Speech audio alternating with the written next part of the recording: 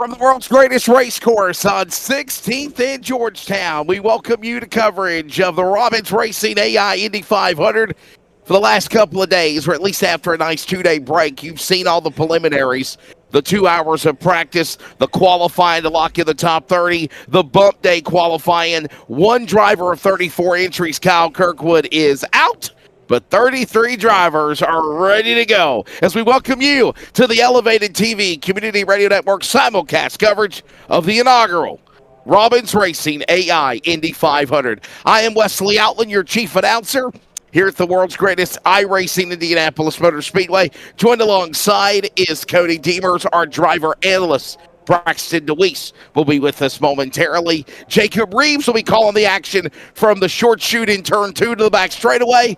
Jacob, I feel like we've done this before. Are you ready for another one? Yeah, it's been a while, to be honest with you. But, yeah, I mean, this is going to get interesting. Obviously, you're going to see a lot of crazy racing, a lot of crazy speeds, guys going well over 200 miles an hour, literally all the way around this sucker. It's going to be an absolute blast to watch every bit of this. And I have absolutely no idea what's going to happen, just like it was the first time. And Cody Demers, you've been with me the last couple of nights. You've been the guy pushing the buttons. Man, how excited are you to make history open wheel IndyCar style on Elevated TV tonight? This afternoon. It's not nighttime. It's this afternoon. I'm just ready to get off camera because I don't like this. Especially for trying to produce and do it because you can see everything I do. I don't like showing my house, but I have to, right? Hey, I got the cars on the grid behind me, so we're golden. Hey, and before we begin the Robbins Racing AI Indy 500, we have a treat for you. We'll introduce Braxton DeWeese in just a moment, but Cody Demers, take a look at this. Show our audience what we are about to embark on iRacing style. It is a first. Oh, wait, we can't show them yet, but yeah. Oh. We got to fill in a couple of minutes. Here we go. But it's live. Yeah, But there's the Indianapolis Motor Speedway. We've got a special thing coming up for you in just a matter of moments. And,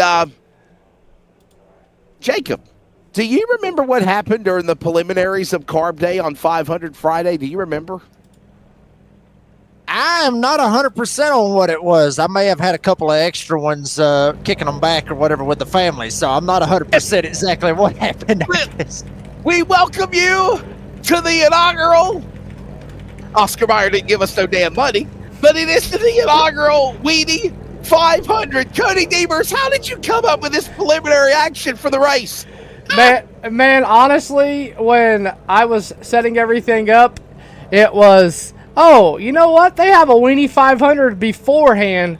So why not? Let's have a Weenie 500 before our inaugural AI Indy 500. And buddy, I've done some testing, and I've been doing a lot of testing with this, and it is going to be fun. That is for sure. We bring in our fourth member of the broadcast crew. He'll be our driver analyst for the AI Indy 500, presented by Robbins Racing, and that is Ohio's Braxton DeWeese. Braxton, have you ever? No, I've never, but we're about to see it for the first time ever. And this big old track, 2.5 mile track with these cars on it's going to be very interesting. Just the low powered engines, and I think the draft and whatnot's going to be very big for these cars. Man, I'm looking forward to this one because, let's be honest, it is just like the 6 Oscar Mayer Weenie mobiles, except they're not the Oscar Mayer Wieners, that competed. I never thought, Jacob, that I'd have to say wiener live on a broadcast, but I am. The Oscar Mayer Wienermobiles are grinning. And again, this is the preliminary. This is the preliminary before the big race coming up here later on tonight. You cannot make this stuff up, peeps. I'm telling you, honestly, in my heart of hearts, you just cannot make this up. I think this is going to be probably one of the most hilarious things I think I've ever done in my career, as we get you ready now for what will be the AI Weenie 500. And here is your starting lineup. On the pole will be Dog Sonoran, Sonoran. Read it backwards. Read it backwards. 04. Sonoran dog. It'll be the Sonoran dog, followed by the Chi dog. Kind of like my Facebook account now. It's out the window. I had you. Thank you, Cody. Row number 2, we'll find Seattle dog, Chili dog, row 2, Claw dog, and New York dog. And yes, they are getting ready to go. Cody, they're working your way to you. Braxton, I'm sorry. Somebody. We got his dog. Oh, I'm getting all tongue tied here. I've had some lunch here. Braxton, oh my goodness, Jacob. What do you think of this, dude? Like, what in the world? I'm speechless. I don't know what the hell to say. Well, let's say I never thought I would actually say wiener live over the air either. But I got to tell you what, looking at all that, hearing about the dogs and the hot dogs and all that, I'm honestly a little bit hungry right now. I wouldn't mind going and getting me a chili dog or a slaw dog, but this will be interesting as hell right here to see how this will work out. Who's going to get the win? I'm for the chili dog. That's just me. I'm all for the chili dog because I love me having a good old chili dog. Love 'em. Well, Jacob Reeves, I gotta ask you real fast. Did you think you'd actually see Oscar Mayer all 6 cars out here? No, absolutely not. No, I didn't really think this was actually going to work out. But I gotta be honest with you. I got a feeling all 6 of them, or at least about 4 of them, won't even finish it.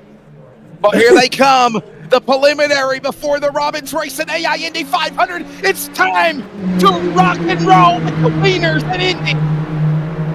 Can't believe I said that. Agreed. It's the Wiener 500 iRacing event. Sonoran dog will get the lead over T-Dog. Jacob, short shoot. They're not as fast as the Indy cars, but they're heading your way. Yeah, but they are slipping, sliding all over the place. Sonoran able to jump ahead. He's got the lead. Chi will go back to second.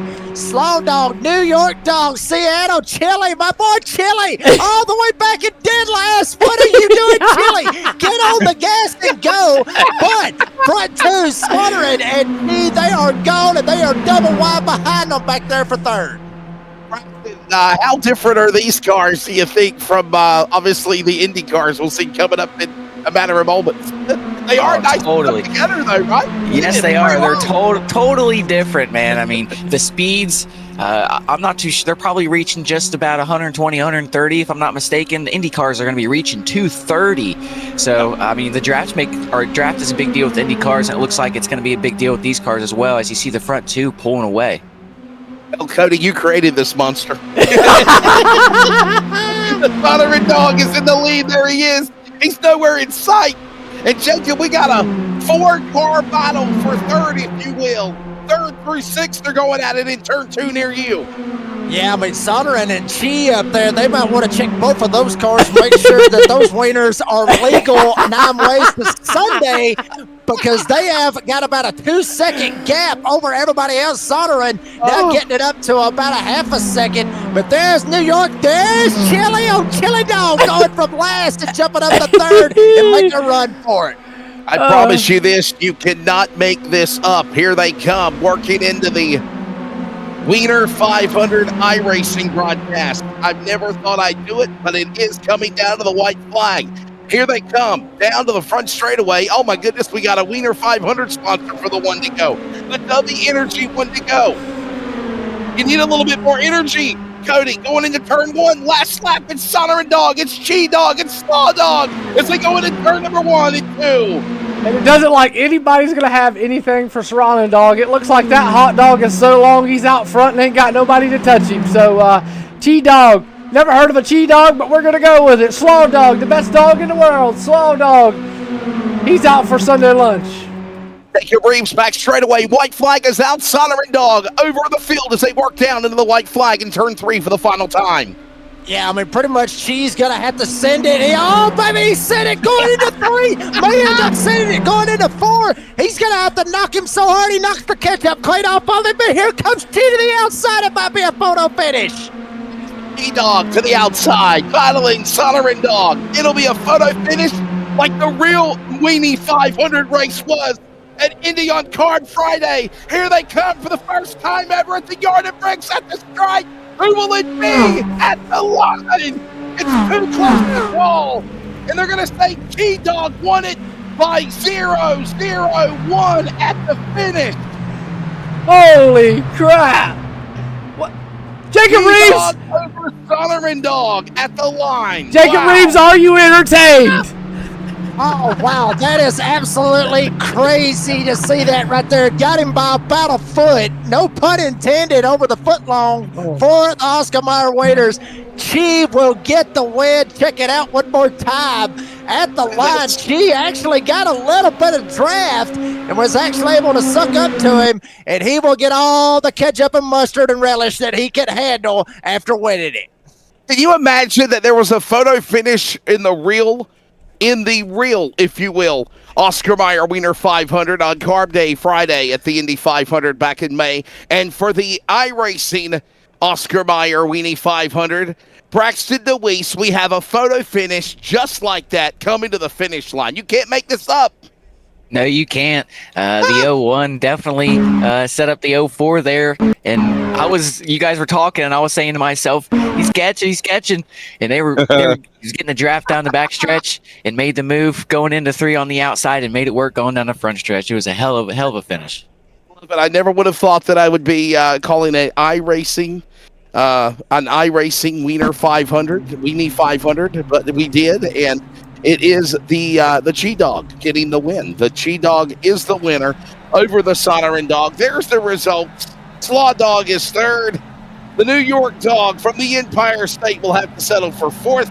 Seattle Dog is fifth. Philly Dog sixth. And Brian Demers was not able to participate. He was the producer. No, was that cool, though? How about a preliminary like that, Jacob, to get you going? Yeah, I mean, absolutely. I mean, honestly, I'm honestly a little bit heartbroken if you think about it, because you saw poor old Chili Dog back there finishing dead last. I mean, that would have been my pick. Obviously, love the Chili Dog over the rest of them. But if you think about it, I mean, there is, a lot of similarities in what we saw out of that, which is what we will see when we get to the Indy 500 here in just a little bit. Think about it, with Chi getting that run on Sonneran, just like Brexton was talking about, going down into turn number 3, getting the draft and trying to pull the slingshot. You're going to see a lot of that here in this Indy 500 coming up. We have to sing the Oscar Mayer Wiener song. Who knows the song? I'm an Oscar Mayer I wish Wiener. I was an Oscar Mayer Wiener. Yeah. And Braxton is dead silent. He doesn't. I guess we're telling how old we are. I'm just taking it all in, man. I just let you guys do all of the singing. The G-Dog winning here at the world's greatest race course. And I'm not gonna lie to you. I'm putting this stuff on social media. You can't make this up. I'm putting it on Snapchat. By the way, Wesley Outlet on Snapchat, on Instagram, Outlet Weasley on Facebook. It is Outlet Weasley. Thanks to that guy, Cody Demers. If you want to follow me, and Jacob Reeves and the door banging download, and of course, what is it at Redneck Announcer 57? Right, Jacob? I think so. Yes, at Redneck Announcer 57 on TikTok, and over on Twitter, the Jake Reeves 57. So, go check out all those social channels. Check out some cool broadcasts and all that good stuff over on TikTok as well. Okay, so now the fun, the preliminary, the pre-race entertainment is now done. But Cody Demers, it is now time to get serious. We're about ready to go 500 miles, 200 laps, 2.5 miles, 4.023 kilometers on the world's greatest race course, the racing capital of the world, the Indianapolis Motor Speedway. Let our audience on Elevated TV and CRN know where this idea came from, and how excited are you ready to see it come to fruition? I mean, I've been pumped up since Tuesday. Yeah. Now we're ready for the big show to happen. Yeah, man. I'm speechless over that. I mean, I've done some testing races with the Weenie 500, and nothing has been that close. So I guess they saved it for the big day. So I don't know. And you know, Jacob Reeves asked me before we come on the air. He said, "What in the world are we what are we calling?" He was so confused. And Wesley, you know, just like I do, and man, these guys have put on one heck of a show all week. I mean, look at practice. It comes down to like the last 30 seconds of practice to find out who Scott McLaughlin was practicing in practice. Look at Wednesday with a qualifying day. Come down to like the last minute, and I was a lap busted off that we hadn't seen all weekend. And then bump day was intense, even for it to be a 15-minute qualifying session. So I'm excited. I mean, this idea come just from watching the real Indy 500, and I was looking the other day, and I was scrolling through YouTube, and the Weenie 500 popped up on my highlights. And I was like, you know what? I'm going to figure out a way to do the Weenie 500. So we done it, and, I always ask Wesley. I always ask Wesley. But Jacob Reeves, are you entertained? Yeah, absolutely. I mean, you can't miss it, to be honest with you. I mean, it is every bit of it. All of that is entertaining, and I got to tell you, I feel like the Indy 500 is it's got to do something right here if it wants to try to beat that. For sure. I mean, I think it will. The field is getting gritted. We are going to take a quick break. When we come back, the starting lineup. The Robbins Racing AI Indy 500 is coming to green next. We're also past the top of the hour. We'll pause for 10 seconds of station identification. If you're listening on the radio, on the Community Radio Network, Elevated TV, the AI Indy 500 is next. Racing isn't easy.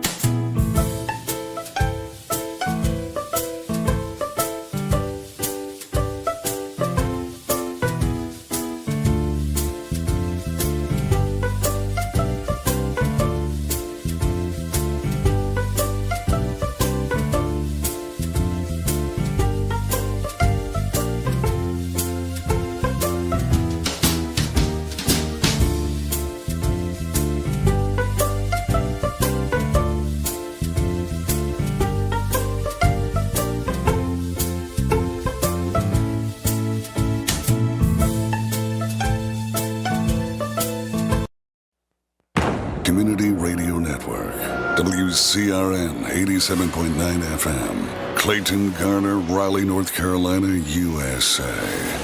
We are CRN.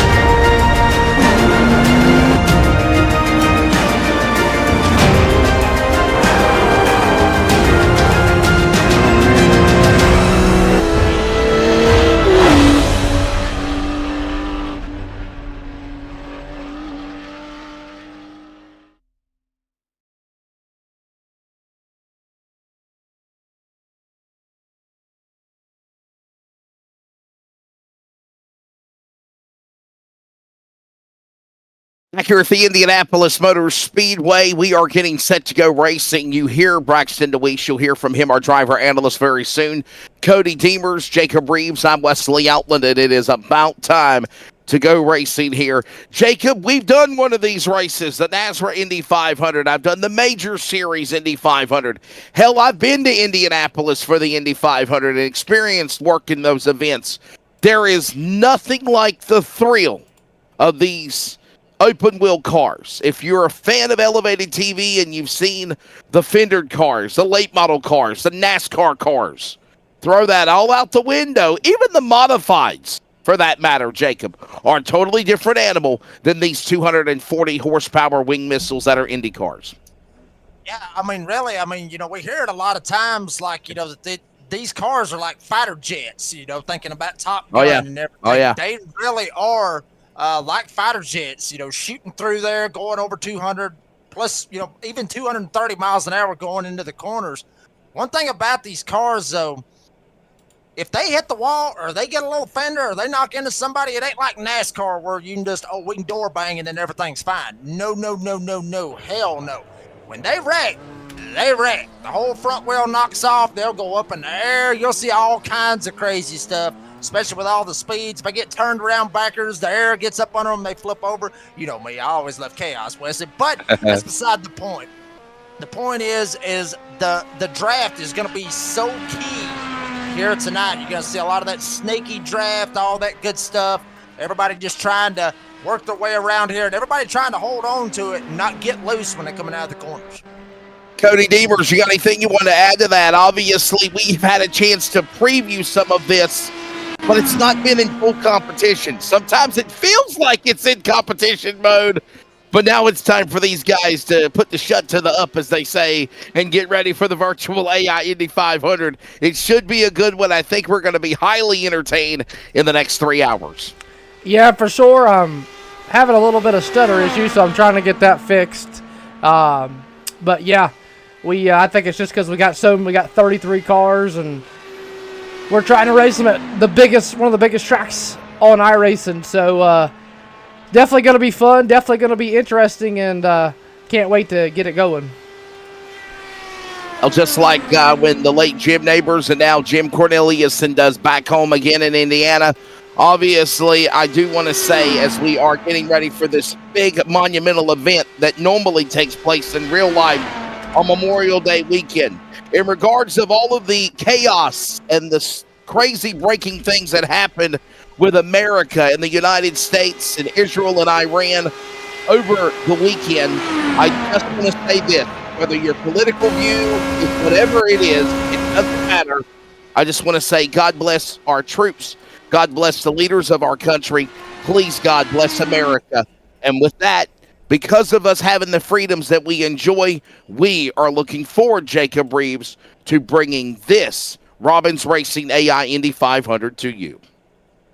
Absolutely, Wesley. 100%. A lot of stuff goes on in the world. I say this, publicly. I say this to myself, and I'll say this to my son when he gets there. By the way, Logan Detweiler out there in the live chat. Yes, we are on baby watch. No telling. I may have to haul ass right here halfway through this thing and get gone. I may have to go. Just depends on when he decides to come, but I'll tell him the same thing. There's so much bad going on out there in the world that sometimes you just got to take a step back and have a little bit of fun, enjoy yourself. You got to be able to smile a little bit. And, I agree with you, Wesley. God bless America. God bless our troops. God bless everything, that we have going for us for this great, great country. So happy to be living here. And I'll tell you what, I guess you could say one of our American traditions was always on Memorial Day, obviously having the Indy 500, the Coke 600, all that in one day. And we're getting ready to do it about a month later, but at the same time, it's going to be a good one. And obviously, there's a lot of big events being planned. Me and Cody had a great conversation via phone this morning. He woke me up before I could get my lunch, and I couldn't even eat my lunch because there was a slam drive-through and inside to get something to eat. But nonetheless, I do have a lunch. I might try to grab a bite or two. You know me, Jacob. I don't like eating while I'm on the air, but I might have to kind of take a little snippets during commercial breaks. But Cody, obviously, man, the field is gridded. Now let everybody know, Scott Dixon in the number 9 entry, set fast time, obviously for Chip Ganassi Racing on Wednesday. However, the 33 cars that attempted the last couple of days are locked into the race, but there is a new lineup that will be determined because there is another qualifying session that is just about ready to conclude, and when it does, the field will be gridded. Yeah, we just loaded back into the session. Had some real bad having some really bad stuttering issues. I'm not sure why. I'm not sure what's going on. Oh wow! But I thought you were stuttering. It's the iRacing that's stuttering. Yeah, I'm not sure what's going on. We're definitely not getting the frame rates that we need, and it's gonna be interesting to say the least. We might need to get off camera. Take our ugly faces off camera. We might need to do that. Maybe. So Braxton Deweese is not showing himself on camera. Braxton, our driver analyst for the AI Robbins Racing Indy 500. Have you ever ran Indy cars on the server, buddy? I have not. I was talking to Cody about this. I had a Logitech G29 as my first ever wheel, and you know, the original wheel, they have paddle shifters, but I was pretty much just doing a lot of oval NASCAR and short track stuff, and usually it's just H pattern, and now with the next gen it's a sequential. So I switched to a different wheel and didn't have the paddle shifters on there, and now I have a Mazda wheel. And Gotcha. I'm gonna upgrade to a road wheel, hopefully before the Indy 500 next year, so I can attempt that for the first ever time. But I've definitely watched live streams from a broadcast point of view and from a cockpit point of view. I've watched like Casey Kerwin, a bunch of other Coke drivers. I've watched a bunch of them, so it's going to be very interesting and to see how these cars go around here. They're very on edge and are very fast. So this is what we're going to do. I think what we're going to do is we're going to go to a commercial break. Audience, please bear with us. We're going to go to a commercial break.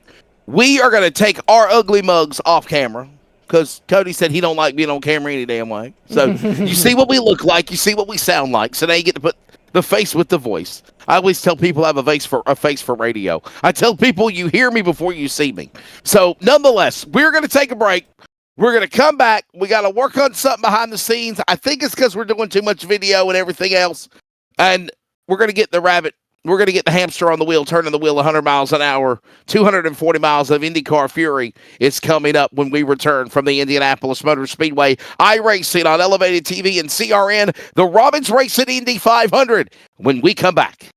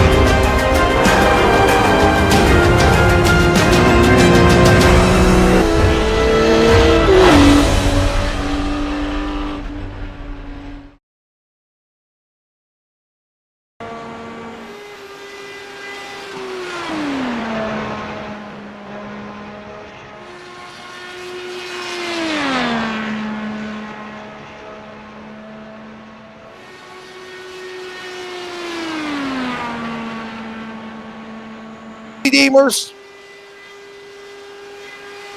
Back here at the world's greatest race course at Indianapolis Motor Speedway, the qualifying Sunday round is ongoing, and you never know, Cody Deemers, Scott Dixon might be able to climb the pole like he did in Wednesday night qualifying. Yeah, for sure, and we weren't going to show qualifying, but we've had so much going on that here you go. You're getting a free preview of the qualifying session that we weren't going to show, and you're going to be in for a good treat. And Jacob Reeves asked me before the race, did I know who won? I don't know who wins, I promise.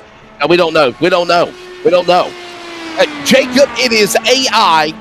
If it does help you any, if you follow the world of IndyCar, I don't know if you do, like I do.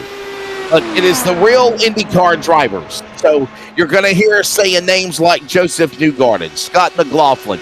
And even though they're running in real life at Road America in Elkhart Lake, Wisconsin right now, hell, the race might have been finished over. It might be over now. It started at 1 o'clock. Nonetheless, the names that we mentioned are the drivers of the official 34 entries for the 109th running of the Indianapolis 500-mile race back in May. So that will give you kind of a scenario of who they are. This is AI, artificial intelligence, but I promise you, though, Jacob, Cody, this will be exciting, I promise you. I don't think it's going to be a snooze fest by any imagination. No, I don't think. Go ahead, Cody. No, you go ahead, Jacob. Well, no, I was just going to say, no, I don't think it will be, not by a long shot. I mean, as well as technology's always went, and it just gets smarter and smarter and smarter each and every day. Hell, it's getting smarter than us. But and I mean that wholeheartedly when I say that, but, we will actually see these AI cars run exactly like Ed Carpenter would, like Ryan Hunter-Ray, Helio Castroneves, Scott Dixon, you mentioned him a while ago, Pato O'Ward, who won the Indianapolis 500 this year, the real one. See how he can work out. And obviously, my boy out there, Kyle Larson, Young Money. Hopefully he can redeem himself AI style and at least finish this damn thing. I hope he really can. It'd be cool to see Kyle Larson win one here on AI version of our Indy 500. It'd be pretty cool. So everybody is getting into place now as we watch some of these guys work around the racetrack. We're not going to tell Braxton, as a driver analyst today, what are you going to be watching for? What are some of the things that these guys are really going to have to be mindful for, obviously, in this 500-mile event? It's 200 laps. It's going to be a long race, but it'll fly by quickly. Yeah, for sure. I definitely want to try to look and see what cars have the best suck up to the next car, how they can get a run out of the corner, how they're handling through the corner. It's definitely going to be a big deal. They have 2 sets of tires in the pits and 1 set of tires, obviously, that they start with. So 200 laps and 3 sets of tires to mess with. You can't really go balls to the walls. You have to try to take care of your tires a little bit. And I think with saving a little bit of fuel, you'll be able to do that as well. So just whoever's able to keep the track position, but also save the fuel, save their tires, is going to be in good shape. Yeah, Logan Detweiler, to answer your question, will we see Scott McLaughlin, the yellow submarine, crash on the pace lap before the green flag? No, you will not, unless it just decides to do it on its own. I mean, artificial intelligence is not a memory by any means of the imagination of what happened on May 25th, 2025 at the Indianapolis Motor Speedway's 109th running. But, I mean, if somebody gets into the 3 and he hits the wall, I mean, it could happen. But I don't know if, per se, that will take place or not. Qualifying is over. Ladies and gentlemen, Jacob, are you ready? Cody, are you ready? Braxton, are you ready? Guys.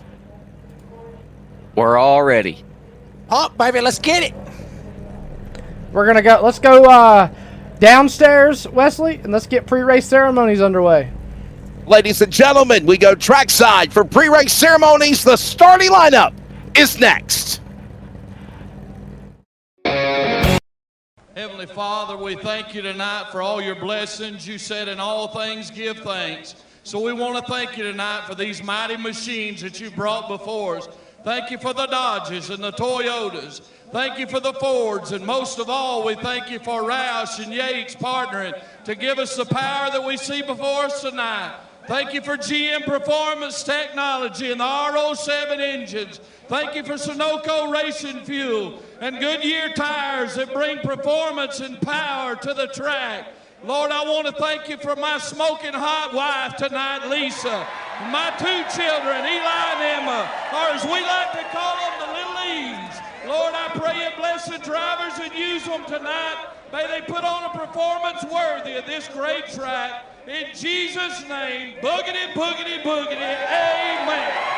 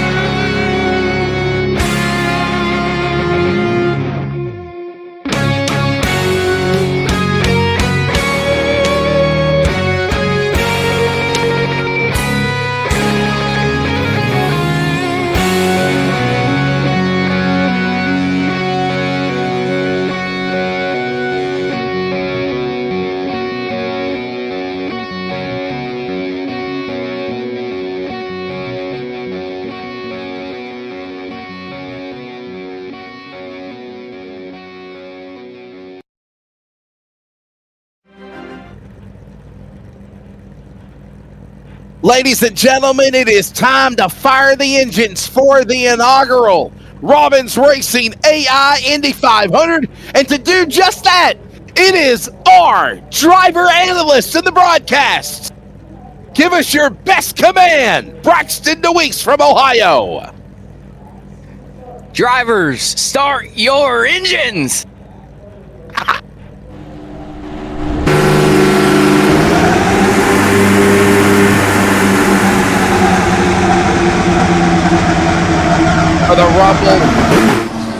For the rumble of 33 of these awesome race cars, that is a perpetual sound of such sweet thunder.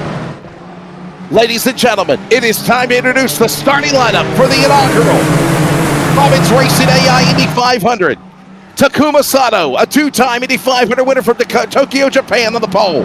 And Louis Foster on the outside of row 1 from Oldham, England. Row number 2, we'll find Santino Ferrucci, the driver from Connecticut, and Nolan Siegel to his outside from California. Row number 3, Ed Carpenter, there he is. Mr. Brown, the driver from Indianapolis, and Colton Herta to his outside from California. Row number 4, Ryan Hunter-Ray, the Floridian, and Devlin DeFrancesco from Canada. And your top 5 Cody Deemers will find Stingray Robb, the driver from Idaho, and Graham Rahal. He's ready to go. Ready to go from Ohio in your top 10. We go with row number 6. That is where you will find the number 18 entry, which is obviously trying to find the number on it. Yes, that is Rinus Vakee, obviously from the Netherlands, outside of the United States. And then you'll go right beside him as the 51. That is Jacob Abel from Louisville, Kentucky. Miller High Life on the car. That's going to be cool out of that. There's Scott McLaughlin, the Yellow Submarine, number 3 in the house from New Zealand. Looks like he's going to be able to make the start here tonight. We'll see what he can do with it. And to his outside, Scott Dixon. We already talked about him. The number 9, obviously from New Zealand as well, with Chip Ganassi Racing. We'll see how it works out for him. The number 24, Jack Harvey, will be back there from England. And to his outside, one of my boys right here, defender, multiple Indy 500 winner, Helio Castro Neves from Brazil in the 06. Right behind him, you got the 66, Marcus Armstrong from New Zealand. A lot of them from New Zealand here in the field. And how about this? Pato Award with Aaron McLaren. Will he be able to get the win here tonight? Back up what he did on Memorial Day weekend and rounded out the top 20. The number 8 of Kyfin Simpson from the Cayman Islands. Chip Ganassi racing in the house as well. And the 83 to his outside, Robert Schwartzman, a rookie, and he is from Israel with Prima Racing. Remember, he was the real starter of the 109th Indy 500, the driver from Tel Aviv, Israel, in the Prima Racing entry. We move on to row number 11. It's Will Power, a former Indy 500 and IndyCar champion from Toowoomba, Australia, now Charlotte in the 12. And Christian Lundgaard from Denmark in the Aero McLaren entry. Moving on to row number 13, it's Alex Polo, the driver who won the Indy 500 this year from Barcelona, Spain in the Honda Delara. And Christian Rasmussen from Denmark in row 13. Row 14 will find Connor Daly, the driver from Indiana, and Alexander Rossi, a former winner from California for Ed Carpenter Racing. Your top 30 will find Felix Rosenquist right there from Sweden in the Meyer-Shank Agajanian Curb Racing Honda. And then Callum Eilert from England for Prima Racing. Your rest of the lineup will find David Malukas in the number 16, or row 16, the number 4 from Illinois, Marco Andretti from Pennsylvania for, of course, the Honda team of Andretti, Herta, Marco, and Curb Agajanian. And the final starter will find Joseph Newgarden, the two-time winner in 2023 and 2024 of the 500 from Nashville. At Team Penske Chevrolet Delara, the final starter at 33. Wesley Outland, I got to ask you. One driver unable to make the race. It is the number 27 of Jupiter, Florida, Stephen Andretti Global Honda Delara of Kyle Kirkwood. 33 cars ready to come to green next time by. Cody Deemers, are you ready? I'm so ready, man. And Wesley Outland, Jacob Reeves, let's take our picks. Who are we picking? Who am I picking? Oh, boy. Jacob, you go first. Well, I mean, I'll tell you what, I might have butchered it a while ago saying that Pato O'Ward won the Indy 500 this year. I got it mixed up. I got him and Alex Palou mixed up. Give me Alex Palou. I got to go with my boy, obviously, if we're thinking NASCAR style. I got to go with Kyle Larson out there in the field, starting way back there outside the top 20. I got to feel like Kyle Larson's got a shot in this. Well, guys, we got plenty of time to choose our picks. As right now, we are ready to bring the action to you. iRacing, Elevated TV, the Community Radio Network, Robbins Racing, all coming together. It is time! After 3 days of preliminaries, 33 drivers ready to come across the yard of bricks. We're ready to go. 500 miles, 200 laps. The Robbins Racing AI Indy 500 is underway. Such sweet thunder as the green flag flies. Pole man, Takuma Sato over Ferrucci and Foster. They're heading your way, Jacob, into turn number 1. Sato still holding on to that lead. Ferrucci trying to lay back there, but watch this outside. Here we go. Battle for the lead is on. It's Ferrucci, Soto, right here on the very first lap. Don't count out Foster and Siegel right up behind them, working their way into 3 and 4. If you're watching, we'll also have a radio style as well. Our driver analyst, Braxton Deweese, joins us. Cody Deemers as well. They come off the corner. Here they come across the line. 2.5 miles down, 199 laps to go. It's Sato, Ferrucci, Foster, Carpenter, Siegel. Everybody just minds their P's and Q's on lap 1 into turn number 1. Check him out. Wow, baby, it looked like he was going to get 3 wide stuck back there in the back. There you saw the yellow submarine. Obviously, McLaughlin back there as well, but up front, Ferrucci still holds on to the race lead. And holding it down right behind him, Ferrucci, Soto, they're going after it. Foster, he better watch his back door. And Carpenter trying to make a little battle back here for third. We were watching the opening laps of this thing, man, and obviously we're seeing the strengths of Takuma Sato. Besides the end of that practice session on Tuesday, he really hasn't showed a lot. Right now, he is the lead man right now in the 75. Yeah, he's driven away and not looking back, and there goes, it looks like, I think timing and scoring is going nuts right now. I'm not sure what's going on. Is it so since Ferrucci trying to reel in Takuma? Now there we go, we're back. Takuma Sato right there in first. He's got a little bit of a stretch as they work back into 3 and 4. We bring in our driver analyst, Braxton DeWeese from Ohio. Braxton, what's the mindset of these guys right now? We see Sato, we see Ferrucci, we see Foster. They're the top trio right now, but it is a mad scramble behind the back. Is it too furious to be racing like this in the opening laps? Personally, for me, it is. I mean, we're lap 3 going on the lap 4 of 200. There's plenty of time to try to strategize your way to the front, but as you see the Dyson and moving, people just want to try to move their spots. But here at the front, just trying to get a nice rhythm, try to save a little bit of fuel if you need to try to get in a better strategy, trying to save your tires, trying to get out of the dirty air, just trying to do all the right things right now.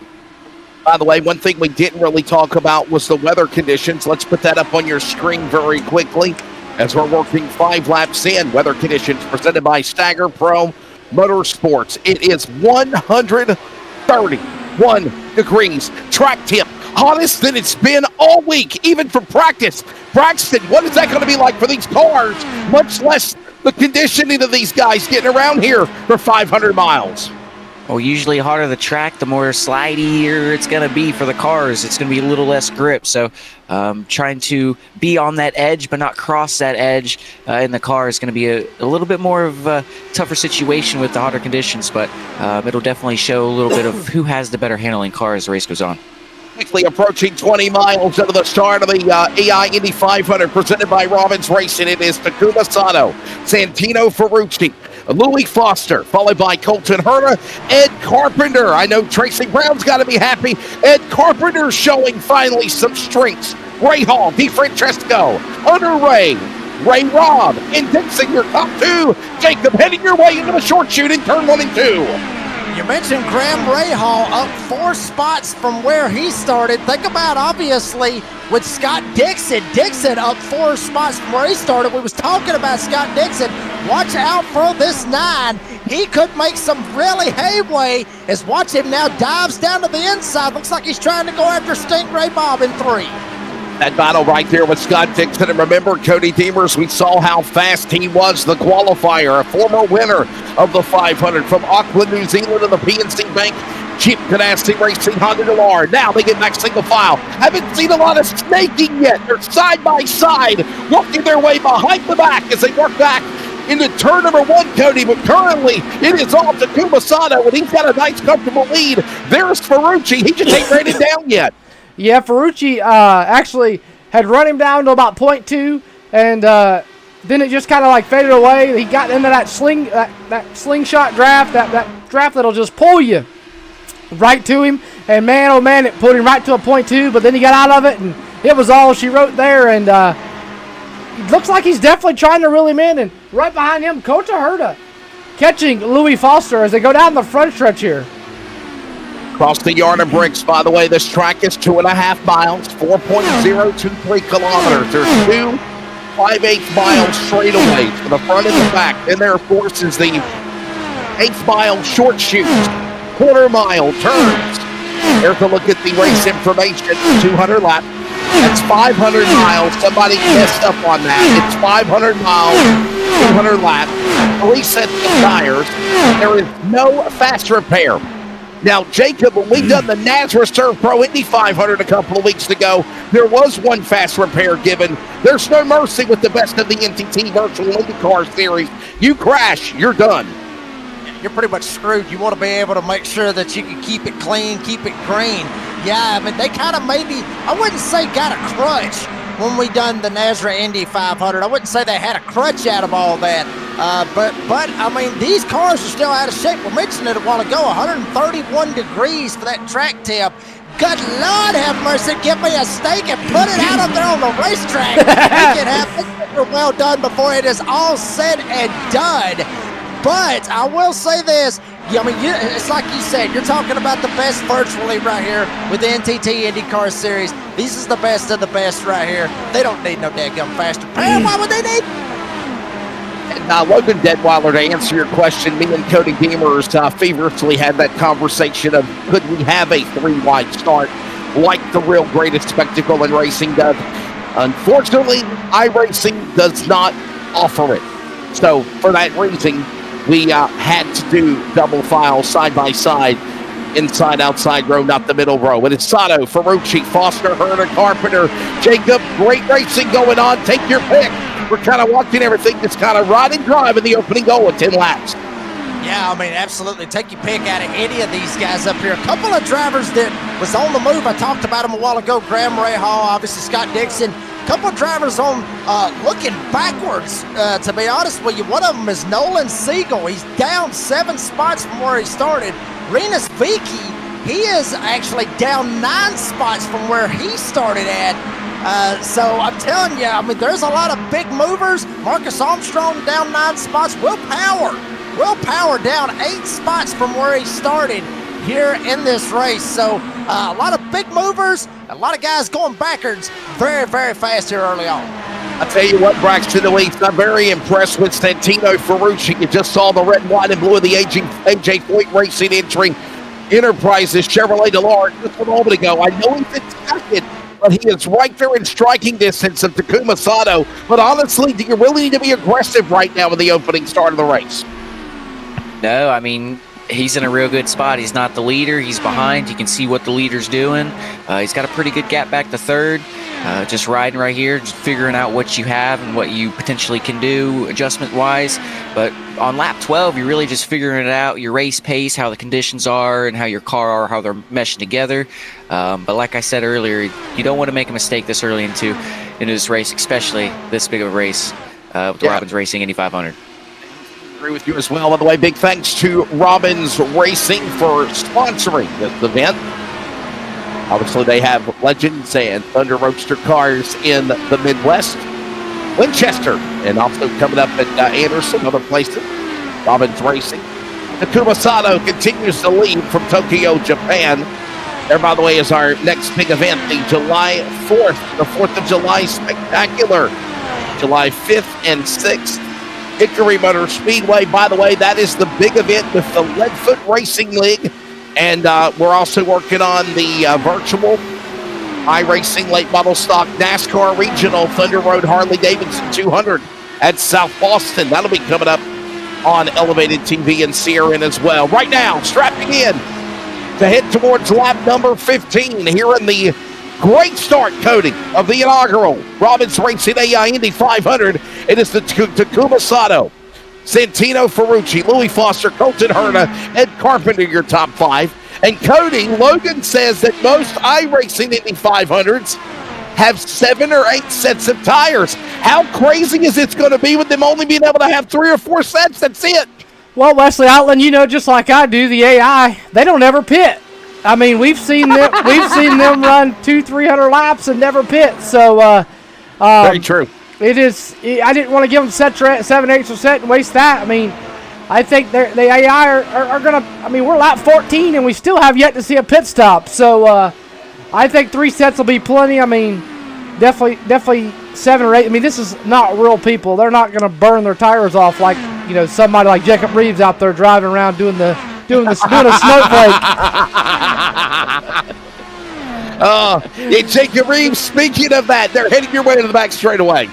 Yeah, I mean, I would honestly like to see Cody Demers out there trying to see how he can pull out in some of these Indy cars. But, yeah, I mean, these guys right here, obviously, you know, I've seen them before with the AI and everything. They don't pit. They don't care. They just keep on racing. They keep on trucking and they never slow down, much like Takuma Sato is doing right now.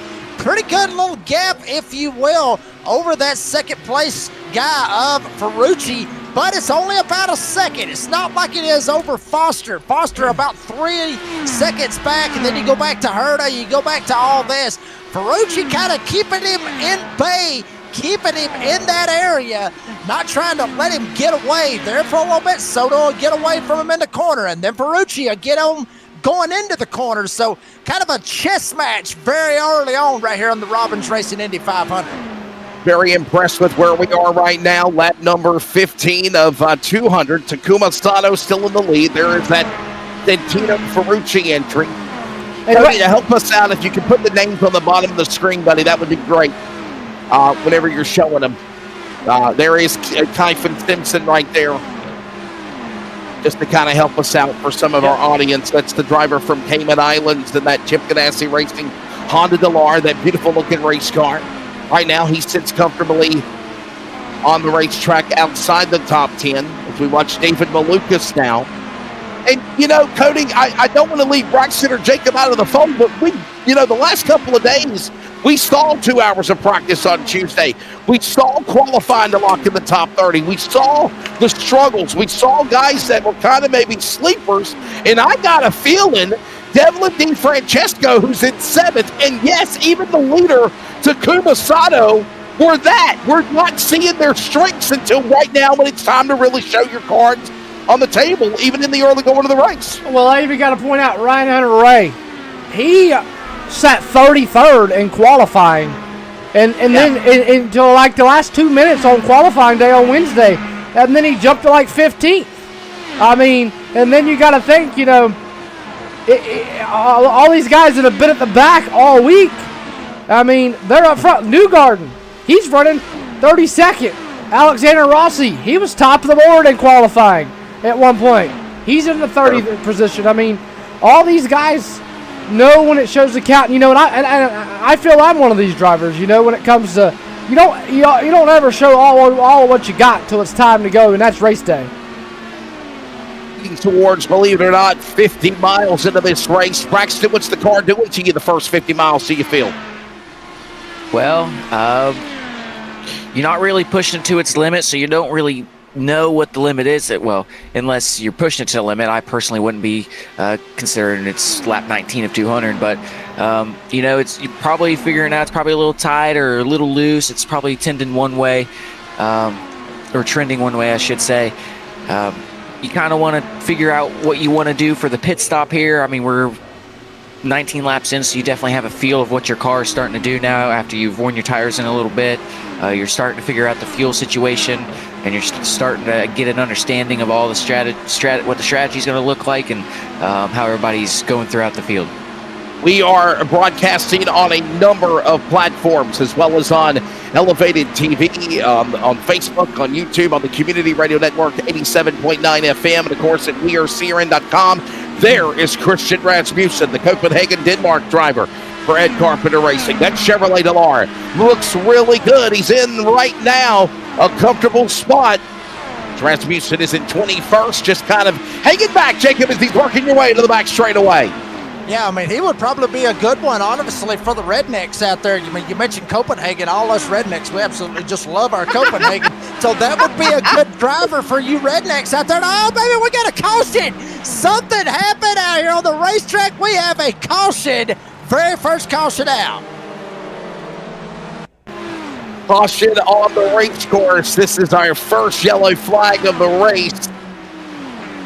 And I believe, Cody, it is Callum Ilott, the driver from Cambridge, England, in the Prima Racing Chevrolet Delara.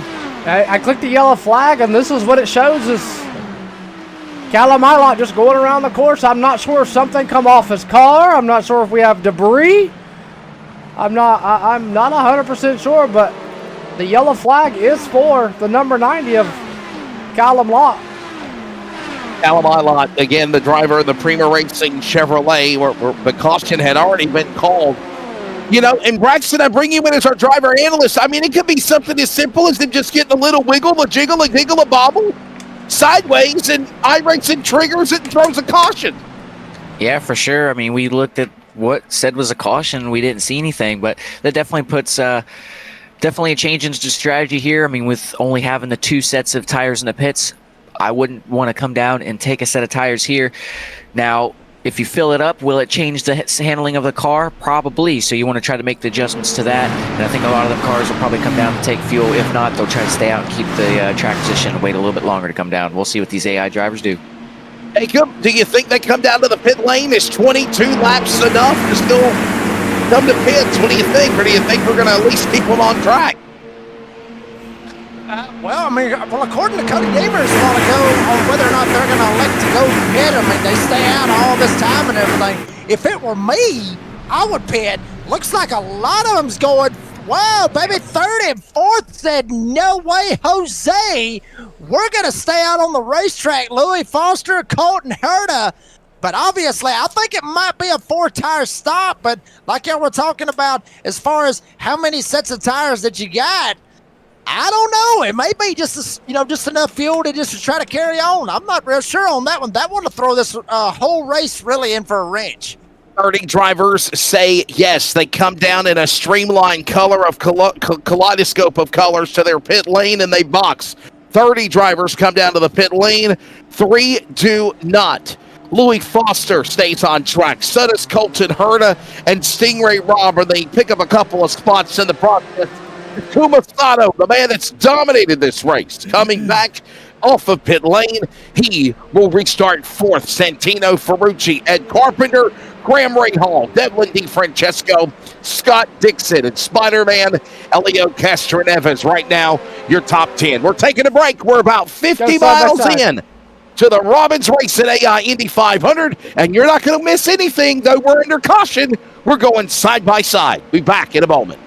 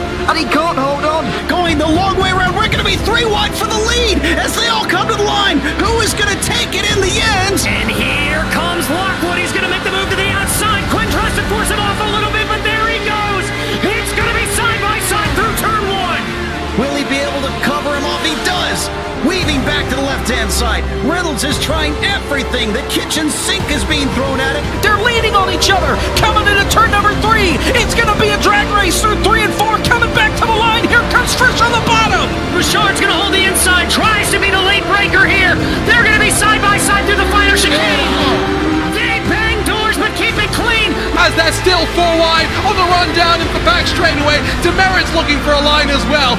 What is going on in Michigan? No back into the fence. They're still back here at the Indianapolis Motor Speedway under our first caution. We're coming back to green this time. Wesley Outland, myself, and Jacob Reeves, the redneck announcer on the back straightaway. Braxton DeWeese, our driver analyst. As here we come, Wesley Outland. We're coming back to green flag here on lap number 24. And there's a lot of special events coming up on Elevated TV and CRN. We'll give it to you in just a moment, as right now the green flag flies as they work across the yard of bricks.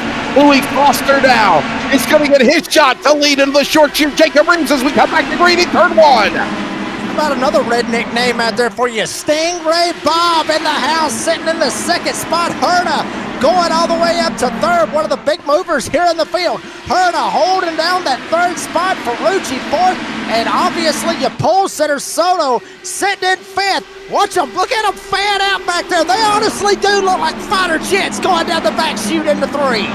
By the way, buddy, that is Stingray Robb. I think he's got one of the coolest names in racing ever. Louis Foster. We got a caution. Yellow flag is out. Trouble on the speedway. It's Christian Rasmussen. He crashes in the short chute in turn number 3 and 4. Half the car is missing. Number 21 from Copenhagen, Denmark for Ed Carpenter Racing. The Chevrolet Delar crashing, putting us under our 2nd caution. Here is a look at a replay of what happened. There was contact hard into the wall as he tail spins and he collects a number of other cars in the process, Cody. Wow. Jacob Reeves, you were on the backstretch for that one. Rasmussen spins like a top. How do you think? What did you see down the back straightaway? Hold that thought, Jacob. Christian Rasmussen caught up in it. Two-time Indy 500 winner, Joseph Newgarden from Tennessee involved. Will Power from Australia wrecked.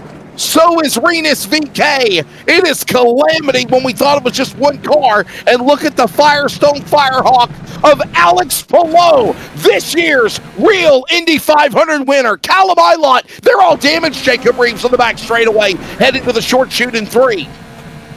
Next is going to be upset with me, the man from Copenhagen, getting spun around, looked like he jumped up the hill maybe a little bit, got tight going in the corner, bounced into one car, got it sideways, came straight up, and dear God almighty, what a head-on collision in the outside retaining wall.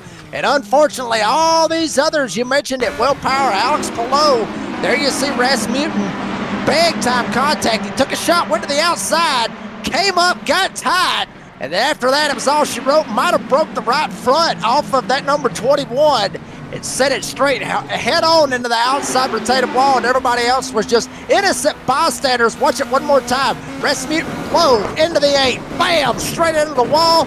Hide your kids. You do not want them to see that. They'll be having nightmares for weeks. Braxton DeWeese, our driver analyst, how scary is that when you think you just got one car involved and then all of a sudden there's nowhere to go? The track is blocked and trouble.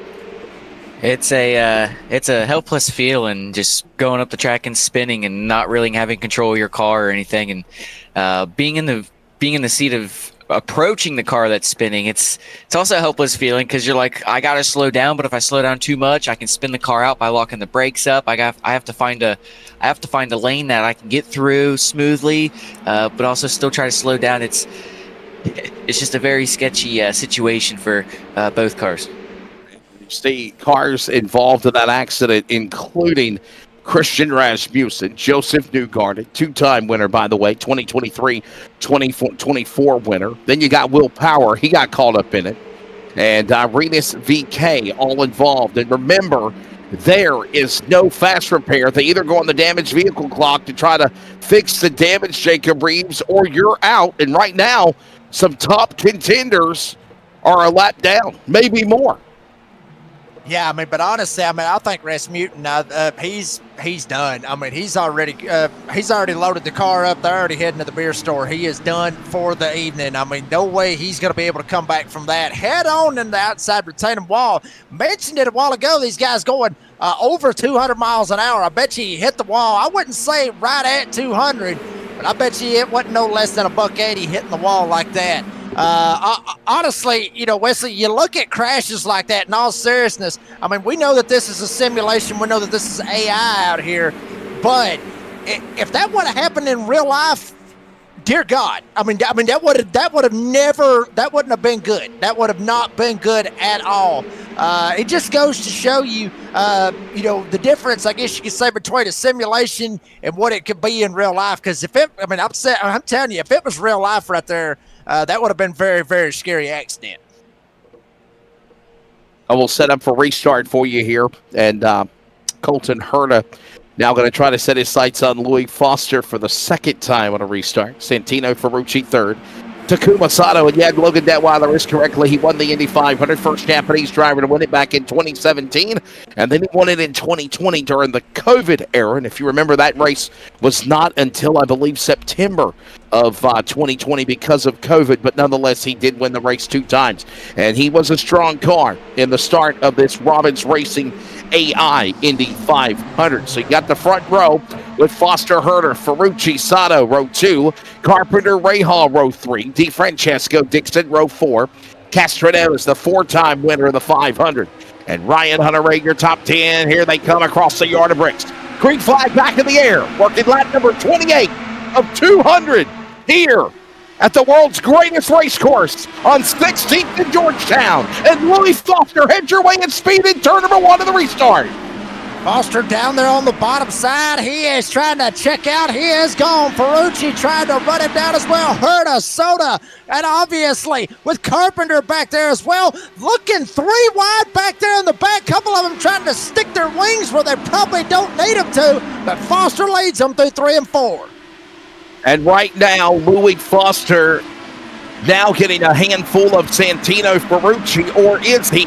Cody, it seems like what we just witnessed a moment ago. Meanwhile, top two pull away. Here's a battle for second now. Colton Herter around Ferrucci now. Cody going into turn number one. He got him. Yeah, Colton Herter with an I-bomb move down the front stretch. Use that draft. Use that air to pull right up to him, suck right up to him, and drive away. And Colton Herter, he is laying down lives of his life. He is trying to catch Louis Foster here on lap 30 as they work down into 3 and 4, Wesley Allen. Right now, Louis Foster showing that way, leading. Colton Herta now second. Santino Ferrucci third. And our driver analyst is Braxton Deweese. And Braxton, right now, I guess the calm before the storm, and then we had a couple of storms, 2 cautions back to back. And now look at how furious it's getting right back at it again. It looks like these guys forgot that there was a multi-car crash as they go into turn one. Yeah, you get them racked back up and going on a restart. It makes them want to try to get some spots because it's a real good opportunity to try to get some spots when you're all restarted up. But the top 3 cars are still the 3 cars that stayed out. And, it seemed like them cars just wanted to get out there, try to get the cleaner air, and it's definitely helping them. Elio Castro-Neves, you see that man right there, a 4-time winner of the Indianapolis 500. Of course, the only driver that is active, that is a part of the 4-time Winners Club at the greatest spectacle in racing. And Elio Castro-Neves right now driving from, of course, Sao Paulo, Brazil. Driver doing really, really well and currently just kind of being patient. There is Kyle Larson, obviously young money. Second time in his first Robbins Racing AI Indy 500. There's the Hendrick Cars entry. Marco Andretti now in 23rd. And we got Louis Foster, believe it or not, coming down to pit lane. He gives up the lead. Colton Herta now the leader, Jacob on the back straightaway. Yeah, I mean, Louis Foster, one of those guys that elected to stay out when we had all those cautions, didn't jump down pit road, so he's going to jump down there, obviously got him some service, got him some fuel, and sends it back out there on the racetrack, surrenders the lead to Herta, and there's Marco Andretti trying to work his way. There's Will Power. He was in that wreck a while ago. Power's trying to make some charge now. Right now, they work their way across turn number 4, back down the 5/8 mile, heading towards the pagoda where we're broadcasted at. Across the yard of bricks, Marcus Armstrong now trying to climb into the top 25. Got a good solid run for him in 24th. There's a big scatter of traffic right there going on as they start weaseling inside and outside. It's Marco Andretti, Marcus Armstrong, Connor Daly, and yes, even Joseph Newgarden is in that mix down the back straightaway, Jacob, in 2.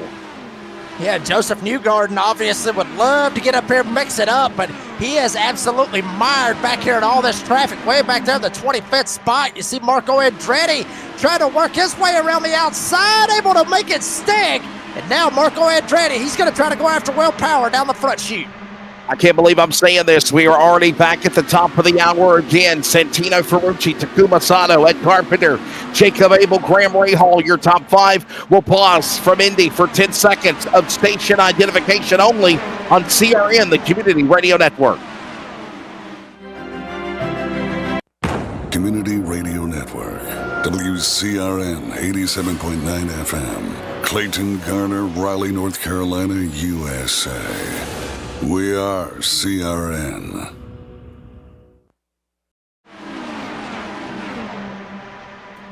Back here at the world's greatest race course, the racing capital of the world, it's iRacing, Elevated TV, CRN of the Robbins Racing AI Indy 500.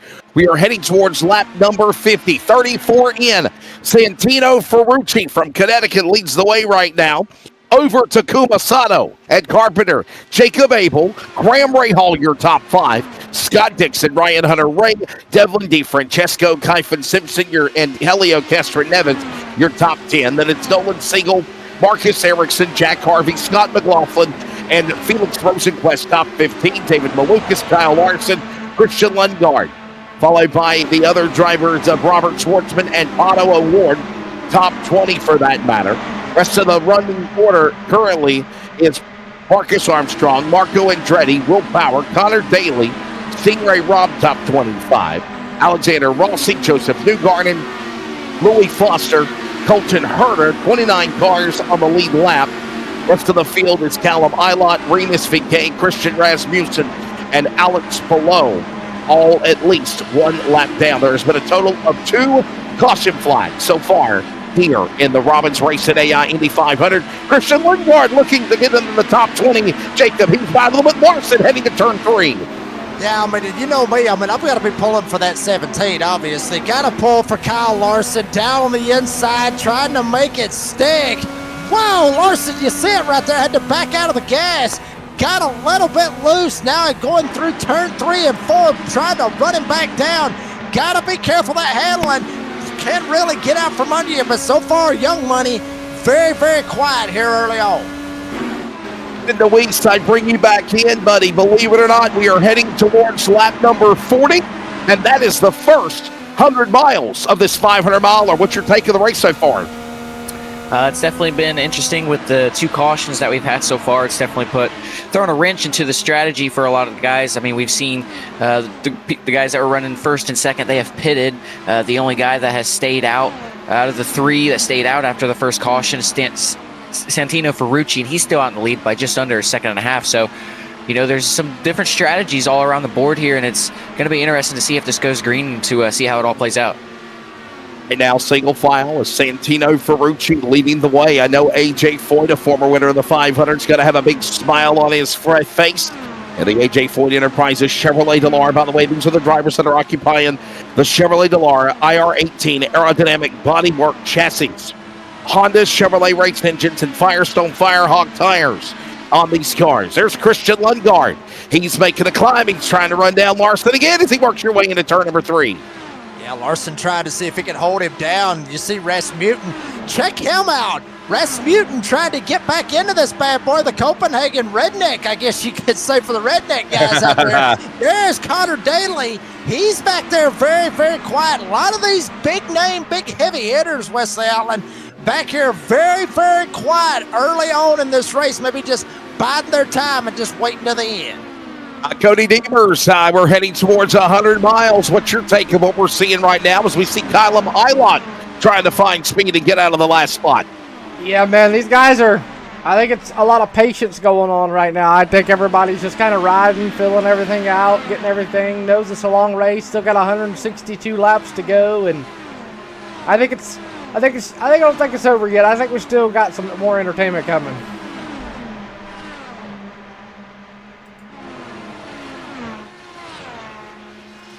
As you see, Takuma Sato now back up to that second spot.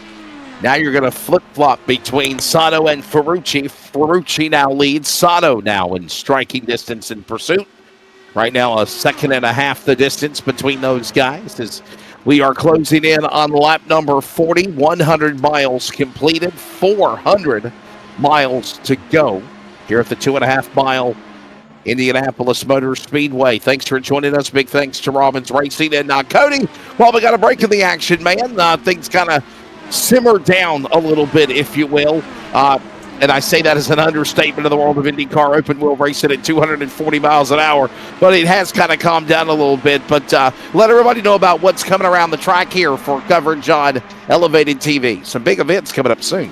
Oh, yeah, so obviously we got FWM 4Wide Motorsports. Their series with the ARCA series is about to come to a conclusion. That's on Monday nights, and then they're going straight into, I believe, SK Modifieds on Monday nights. Oh, there you go. That'll be fun with them. That'll be Tracy Brown, Scott Shives, and Emmett Crow for all the action over there on Monday night at 8 o'clock. And then, remember, Leadfoot Racing League, they'll be continuing their season tonight at 8 o'clock. For the Moonshine 125 at North Wilkesboro Speedway coming up. So, and then I won't be here next Sunday with you guys for the Leadfoot Racing League. Tracy Brown will be actually producing, and Wesley Outland and Scott Shives will be there. And that'll be for the Hampton Heat 200. Wow. Yeah. So at Langley, so that'll be fun. And coming up soon, we got the second annual Thunder Road Harley-Davidson 200 at South Boston Speedway. We're going to try to get Scott Shives, as he is the announcer, one of the announcers at South Boston Speedway, to join the booth for that one. So that's going to be fun. And then we got the Fireman's Birthday Bash at Southern National coming up. That's a 3-day event. All kinds of racing going on, and it kicks off with a 250-lap late model stock race. Last year was pretty exciting. This is going to be the 4th year we've done it. For the Fireman's Birthday Bash. So then you got that, and then don't forget we're going to be bringing back the second annual Christmas Clash and others also. So definitely going to be fun. And also coming up here soon, we're going to be working on a Brickyard 400 coming right here at the Indianapolis Motor Speedway. Yeah, details will be coming soon with the Yard of Bricks 400 with the Leadfoot Racing League. Tracy Brown and obviously Landon and I actually discussed that yesterday, as a matter of fact, working on the date. We're actually going to do it on 4th of July weekend, but we did not want to take away from the big LFRL event at Hickory Motor Speedway. I think you might have missed that one, Cody. That's coming up on, July 5th and 6th, and that's going to be a big event here. There it is, the 4th of July Spectacular Leadfoot Racing League. And Jacob, Scott Shivework would be the last LFRL event. I think you're working with me tonight. You've done some of the races in the past, but, man, the last race they had before Father's Day, Jacob, we had 18 late models for that event. It was pretty cool. Yeah, it'd be nice to see about 18 of them duke it out here tonight at North Wilkesboro. That would be awesome to see that one as well. And North Wilkesboro will be a pretty good one tonight, obviously, with the late model stocks and how they drive and just a historic track that is North Wilkesboro. Maybe some beef here tonight. Good possibility. Who knows? You get a little rough and rowdy on a Sunday night at North Wilkesboro with the Leadfoot Racing League. Anything can happen. We'll see what happens. Some of the awesome camera angles from high above. That's Jack Harvey right now in the top 15. There you see him. By the way, the aerial coverage of tonight's race is presented by 213 Simware. 213 Simware. Get all your favorite iRacing and elevated TV apparel and more at 213simware.com. Oh, the thunder of these cars rumbling down the back straightaway, and one of my favorite things is the rumble of those cameras rocking as they come by, flying by as just a swirl of a blur going down into turn one. One of my favorite camera shots as we are heading towards 125 miles into this race. Right now, 100 miles in. Santino Ferrucci patiently leading. Braxton, is this the time of the race where kind of you got to maybe just be comfortable, be patient? You've run long-distance races, you've ran short-distance races, but there's definitely a rhythm in trying to, in mastering these endurance long-distance events, isn't it? Yeah, it definitely is with these full-length races. I've done multiple Coke 600 races, Daytona 500 races, and, around this mark, you want to try to find the spot, like you were saying, to be comfortable. You're definitely figuring out what you have already. The track conditions are going to change a little bit because you're not even halfway through the race. You're just close to a quarter through the race. So you just still want to try to figure out what you think you can do to improve not only the car, but what you can do on the track to try to gain some positions and put yourself in the right spot when it starts getting past halfway into the third quarter mark and when the strategy really starts to matter. Right now it's Santino Ferrucci, the man from Connecticut, leading the way. AJ Foyt's got to obviously be happy for David Malukas. He's got to find some speed, but right now Ferrucci making Foyt happy down the back straightaway as he is still leading the way and pulling away for that matter down into turn number 3, Jacob. Yeah, Ferrucci really putting a hurting on him, if you will, just straight up check it out, trying to get out of here and possibly get him a win. Obviously, very, very early on, but Takuma Sato sitting back there in the second spot. Ed Carpenter, Jacob Abel, Graham Rahal. Mentioned Jacob Abel, up 8 spots from where he started here tonight. Kyphon Simpson, we talked about him as well, up 10 spots. Marcus Erickson, there's a name a lot of you in IndyCar know about as well. He's up 11 spots as well. So a lot of heavy hitters still in this bad boy, and we still got a long way to go.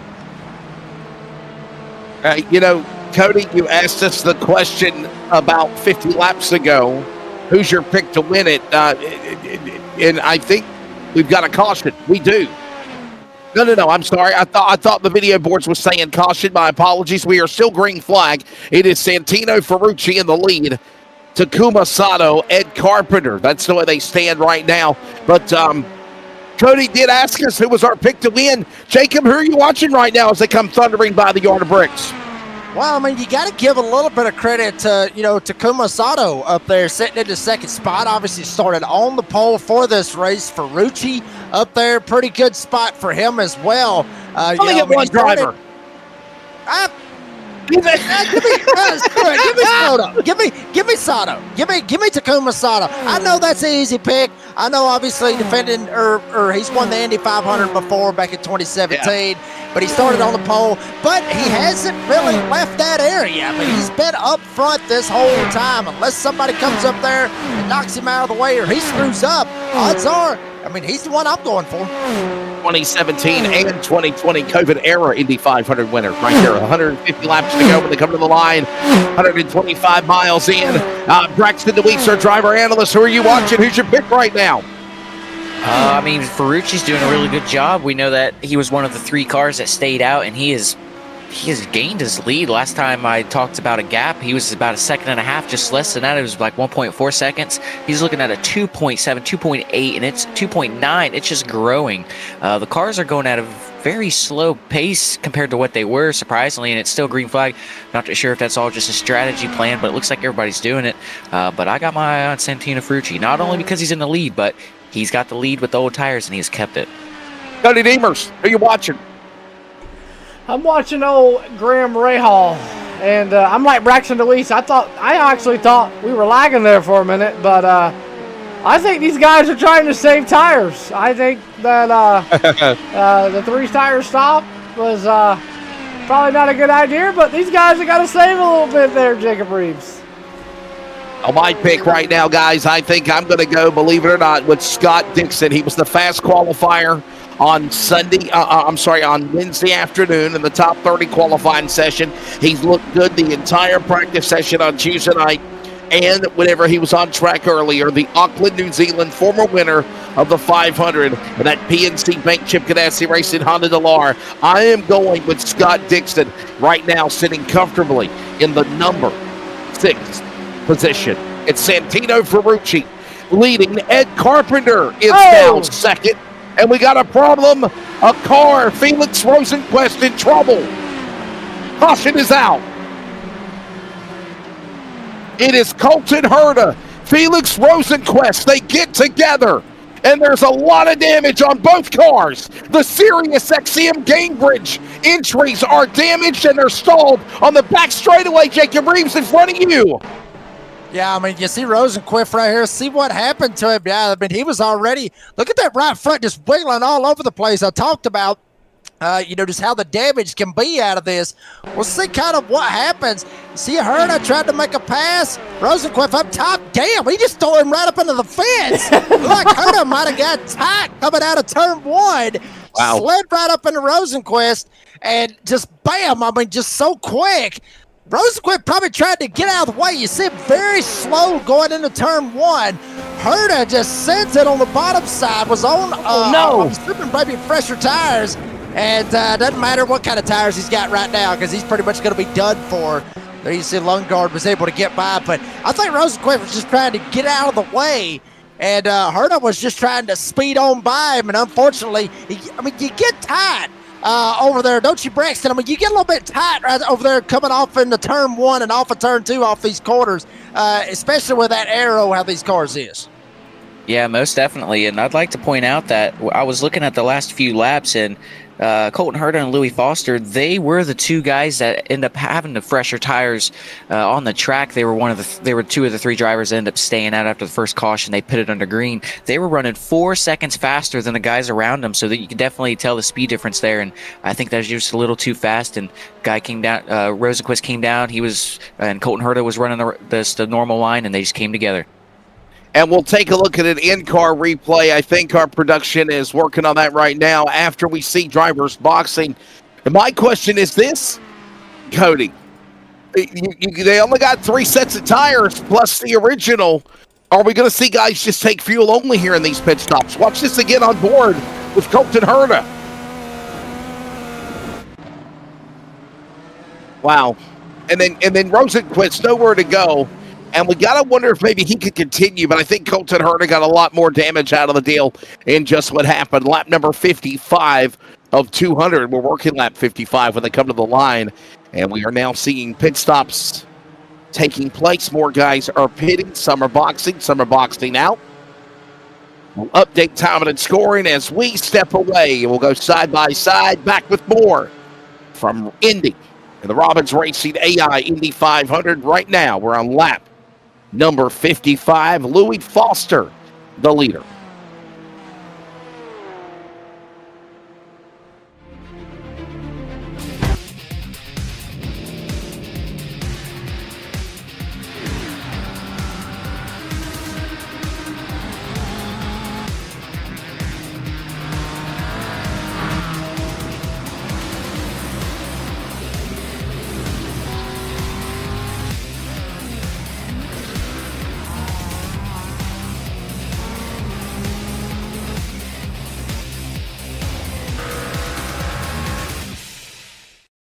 Welcome to Elevated Television. We are home to the Pitfall Podcast Tour, the Madhouse Racing League, and if you are looking for a league or in a broadcast company looking to shine and show your name out there, look no further than Elevated Television. We do more than just broadcasting. We also do quality edits with HD picture quality and more. Here in just a few of what we do here over on Elevated Television.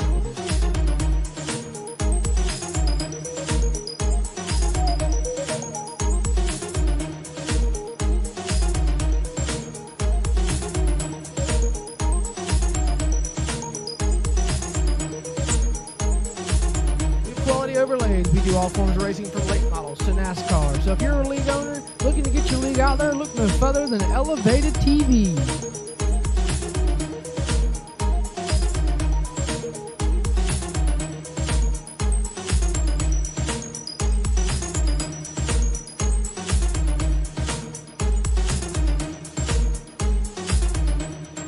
Make sure you check out Elevated Television on YouTube, Facebook, and more. And since we are elevating your game, high-quality sim racing broadcast since 2022.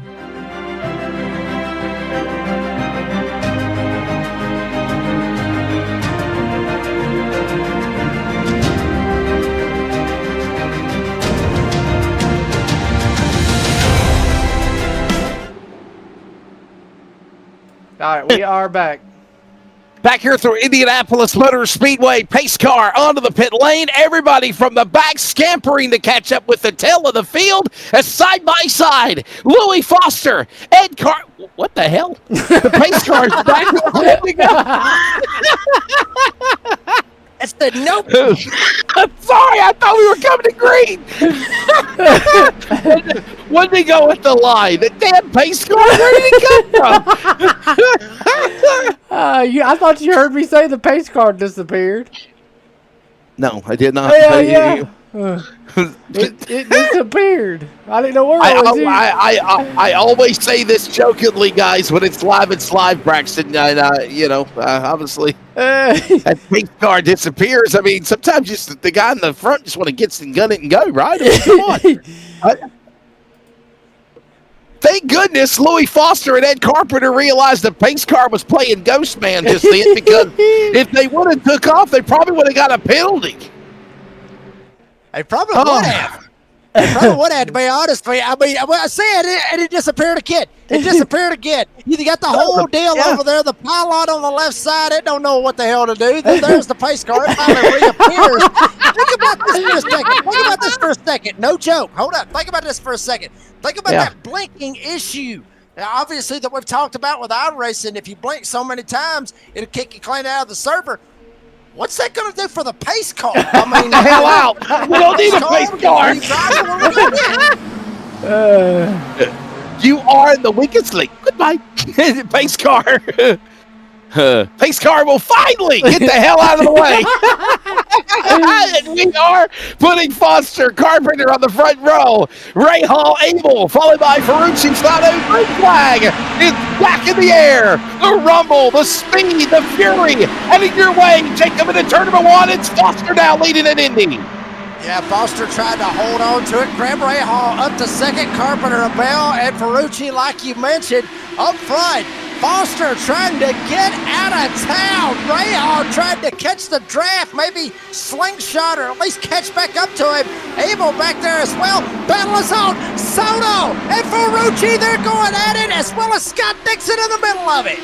I tell you what, driver analyst Braxton, they got in a hurry up to speed. And guys, you still got a long way to go. I don't know if I want to race this way with under 150 remaining right now.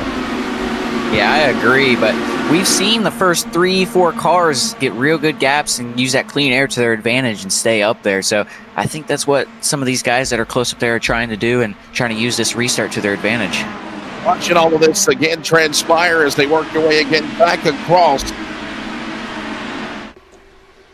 the back straightaway. Jacob right now, everybody I think is is it the last lap of the race? What the hell's going on there? Look at this.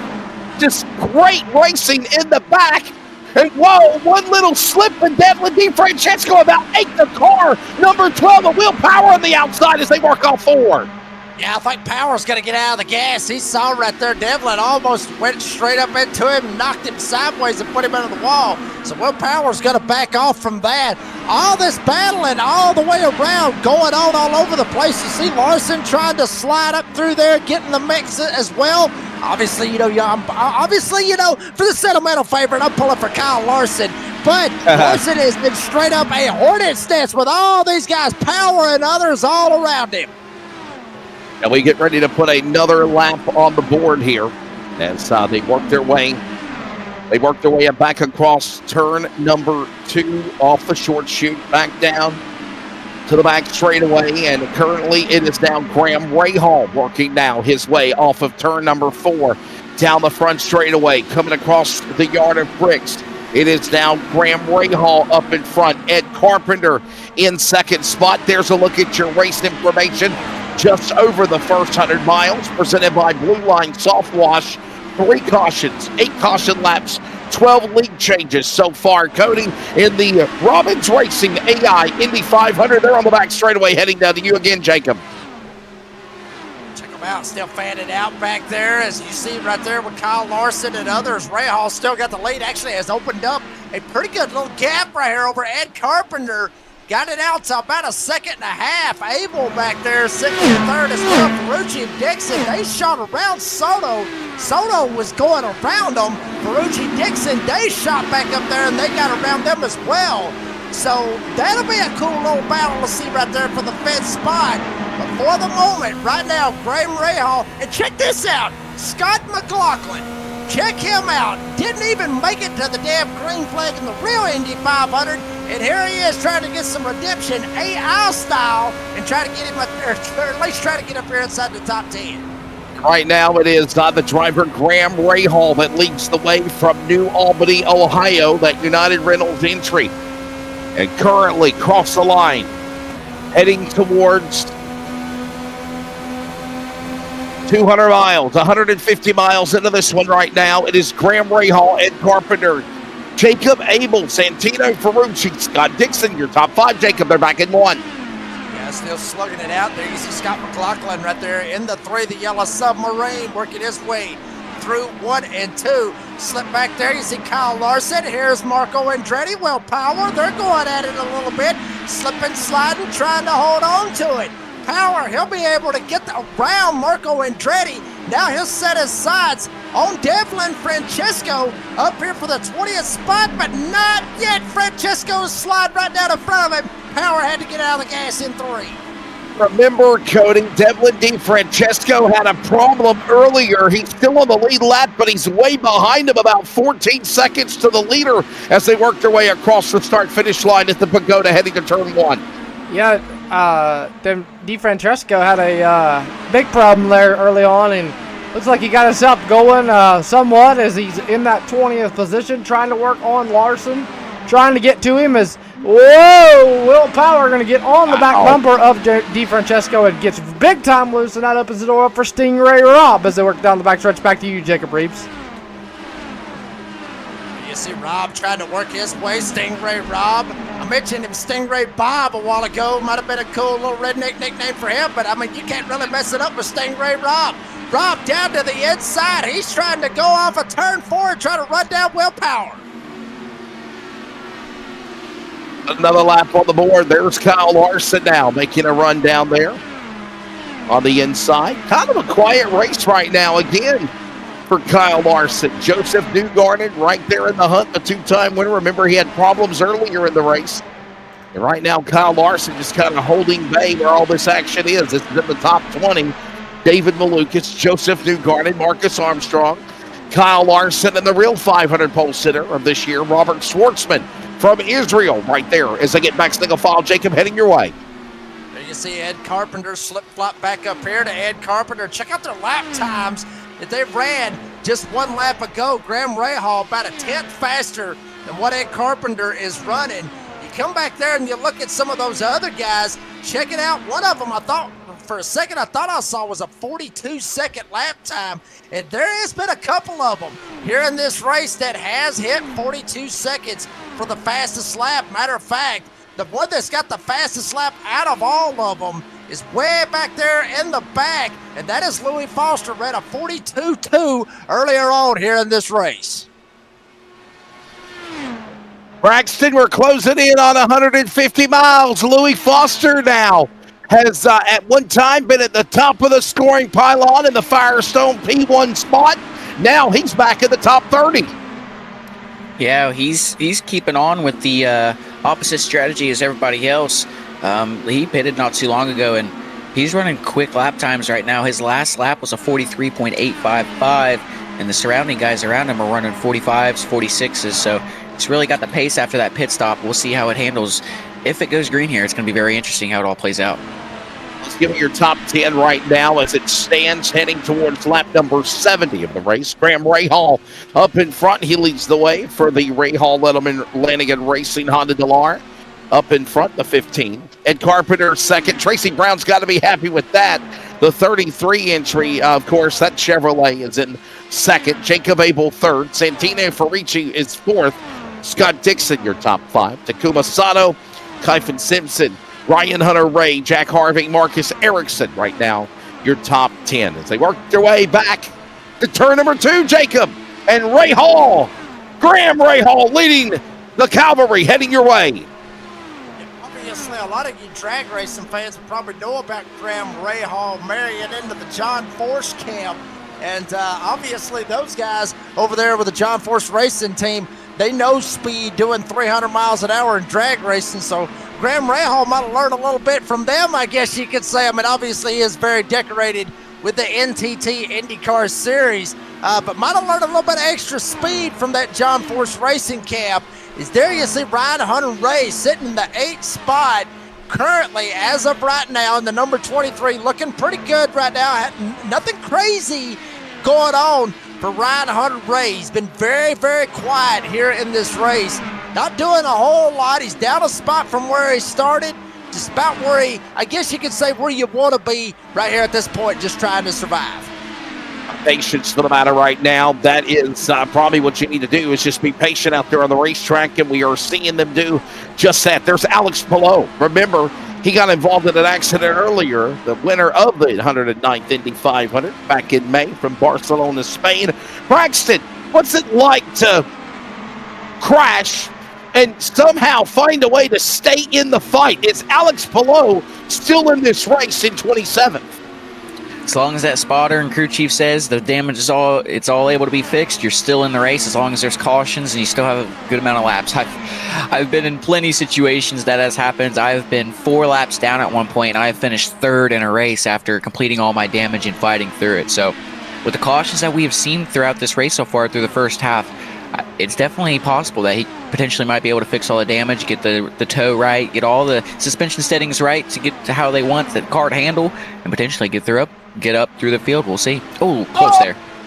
Castroneves almost getting into him there.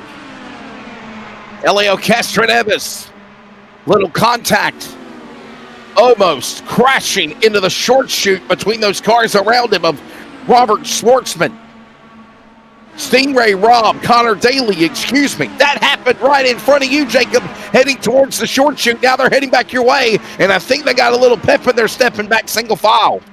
Yeah, I think they all got straightened out. What a lot of kids like to call Helio Castroneves Spider-Man, working his way down the back chute, trying to get some lost ground, if you will, get back to the glory days for Helio Castroneves. There's Carter Daly in the 76 working his way through 3 and 4. And like you said, I mean, Wes Outland, I mean, it got a little bit iffy over there for those guys, but they get it straightened out and they'll get it back single file down the front chute. It did get hairy just a moment ago without Devlin DeFrancesco in the top 20. See his car now just kind of willing and dealing. Graham Rahal back up front to the leader, Cody Deemers. And can you believe that this guy's up in front? He was almost about to get bumped the other day. Struggled in practice on Tuesday night. And right now, the man from New Albany, Ohio, the Buckeye State, representing our Buckeyes there, Braxton. And that Rahal Letterman Lanigan Racing Honda DeLar has impressively jumped up in front as we're heading towards 200 miles, Cody. Yeah, the guy I'm picking to win this thing, Graham Rahal, in that United Riddles, number 15, looking definitely struggled all week last week here for practice, qualifying, and bump day, and turned around here, made his way into the race, and he is looking strong out front with about a 2-second lead, 2.5 lead over Ed Carpenter, and Jacob Reeves, he is not turning back as he works down the back chute into you. I mean, Cody, to be honest with you, I'm not surprised one bit that you would try to pick Graham Rahal, considering he's up here at the front, but that's beside the point, I guess. With Rahal up there at the front, Carpenter sit back there in second. I will say this, Carpenter there for a little bit was watching the tickers and watching her timing and scoring. Carpenter was starting to somewhat reel him in, and then all of a sudden, it's like Graham Rahal found the extra groove, if you will, and just shot down through there and started to get away from him. But now you see Carpenter there for a second. I mean, just ever so slightly. It's kind of a little bit back and forth. Just a little bit over a 2.5 between Graham Rahal and Ed Carpenter. Jacob Abel back there, he's sitting about 3.5 seconds back. Just, I think this is, I guess you could say, Braxton, I mean, would you agree with this? That, like, basically everybody's just riding around, just saving their stuff to the end, much like what you would see in NASCAR and super speedway racing. Yeah, I agree. I mean, more up to the front you see, the bigger the gaps there are, and that's just more people just getting a little bit more cleaner air. It's not even halfway through yet. We're on lap 75, so getting close to halfway, but not there yet. Like I said earlier, you definitely know what you have by now, and you keep going through the motions of what can I do better now, what from the adjustments that we have made, if we've made any, what can we do strategy-wise, saving fuel, saving tires. We seen after that one caution that all the cars, they started going a little bit slower there, so we'll see how it ends up here. Yeah, where do we go from here? That's the question, is believe it or not, we are heading towards 200 miles complete. Remember, lap 100 will be the halfway mark of the race. We are already 200 miles down, and right now, Alex Palou, there's a look at him, right now sitting in the 27th position, the winner from Barcelona, Spain, of the real Indy 500 back in May, and comfortably right now sitting in the number 27 position. Gotta wonder if that Jacob is just playing possum. He is one lap down, get a late race caution, or not a late race caution, get a caution for that matter. Hopefully get back on the lead lap with a lucky dog or the free pass. And there's a good possibility out of that, Wesley. I mean, we talked about it a while ago with how the track temp, the air temp, and all that good stuff is. Track temp still up to around 125 degrees. Could really throw this in for a wrench. I mean, it's like I said, good Lord, a while ago, throw my steak out there. I actually forgot about it, so odds are it's probably about as black as the asphalt is right now. But that's beside the point. The point of it is that... probably, hell, I forgot all about the steak, to be honest with you. I forgot all about it, to be honest. But I will say, that track tip is still there. Just like Braxton was talking about a while ago, Wesley Outland. The tire wear will start coming into play, and eventually you're going to see somebody slide like we've seen before. Once that tire wear starts to take effect, you're going to see people start sliding, people try to make passes. Somebody's going to get into somebody and we'll end up having caution. So those guys that are one lap down, and others. There you see Rosenquist trying to get back out there on the racetrack with damages, with the repairs and everything. But those guys 1 lap down, they're still letting this thing. I mean, this thing ain't over with, not by a long shot. Our analyst is Braxton DeWeese, and Braxton making green flag pit stops, then under caution. How different is that, and how do you have to be on your A game, obviously? Oh, they're totally different. When you're under caution, you're all coming in single file, and you're all relatively coming in at the pit road speed. Green flag pit stops, you have to make sure you find a brake marker, brake as hard as you can, the best you can, without locking up anything. You want to try to go the farthest you can to try to get all the time you can. Get down to pit road speed. Make sure you're at that pit road speed. Stay there. Make sure your entry into your pit box is correct. You don't want to go too far past your the tire changes, because that'll lose some time. So you want to make sure you're right on your marks. Getting out of your pit box without stalling. Getting off the off-road. Getting back onto the track. It's all important, especially with them cold tires there. You do not want to make any mistakes. You want to make sure you're hitting all your marks no matter what.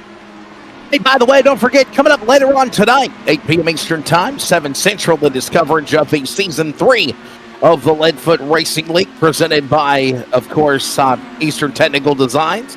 And we are going to North Wilkesboro Speedway. Throwback night at that. Unless the baby pops out, I think Jacob Reeves is joining me in the booth tonight, and that will be coming up at 8 Eastern, 7 Central with Cody on the Elevated TV CRN networks. And I want to point out too that with that race, Wesley Allen and Jacob Reeves will be picking their favorite car between the both of them, not one apiece, but the car of their choice will get a $25 bonus from Elevated TV for the best throwback. Now, what if we got beef and we got a split decision? We, get $12.50 each. No. Everybody gets $12.50 each. No, you got one car, one chance. Hey, I'll tell you what, if anybody wants us to go ahead and call theirs out, I'll go ahead and I'll give you my Venmo right now. That way you can go ahead and start sending me some cash. And you little slyly dog. Whoever sends me the most, we'll go ahead and we'll pick you. Not a problem. Oh, bye. Wow. That's all I got to say is wow. Yeah. Those were his words on the backstretch, okay? Jacob Reeves not behind. And meanwhile, they're heading back towards they're heading back towards third, fourth. Damn, I'm getting tongue-tied. Graham Rahal in the lead as we're 200 miles into this race. It is Graham Rahal, Ed Carpenter, Jacob Abel, Santino Ferrucci, Scott Dixon, your top 5. And by the way, don't forget about the LFRL Elevated TV. What is it? The Yard of Bricks 400. That'll be coming up in July. Another IndyCar race. Cody, it just blows me away, man, how people are finding these IndyCars so damn fun to do broadcasts for. I mean, it's, I'm not trying to say that I get burned out with the fendered cars, but I mean, I think it's something to do differently, and I think that's why people are enjoying it. I'll be honest with you. I've always been an open wheel fan. I've never really cared about fender cars until we see Helio Castroneves come down pit road. I've never really been a fan of fender cars. I've always been an open wheel fan, whether it be a legend car, roadster, Indy car. I mean, to me, it takes a lot more skill to drive an open wheel car because, like Jacob Reeves mentioned earlier, you touch each other, you're in the wall. Somebody is. With a fender car.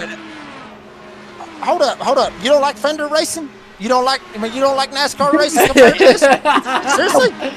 I didn't say that. Don't you put that evil on me, Jacob Reeves. I just said that.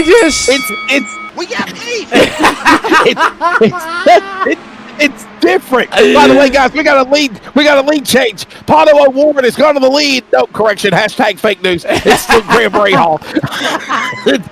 that damn scored pylon. I thought Pato O'Ward went to the lead, but it's actually still Graham Rahal. And I say that because we got green flag pit stops coming up as Ed Carpenter, Graham Rahal give up the lead. Jacob Abel now the new leader. But no, Jacob, it's not that I don't like the NASCAR, the fendered cars. It's just, it's something different. I like it. Well, it wasn't actually towards you. It was toward Cody. No, it's not. It's not even. It's not that I don't like fender racing. I've always been. As chief announcer, I was defending my crew, so I'm gonna shut up and let Cody be thrown to the wolves now. Well, no, I've just always been around open wheel racing, and I've never really dealt with fender racing. I mean, I'm not saying that I dislike it. I mean, because you can throw it in there and slam it at somebody's door, and I mean that's actually beating and banging is Robbins racing. I mean, Days of Thunder, Robbins racing. He didn't nudge you, he didn't bump you, he rubbed you, and Robbins racing. And IndyCar open wheel, you can't do that. You just period. Yeah, I mean it makes it more interesting. You can do it. You just ain't gonna like the outcome of it.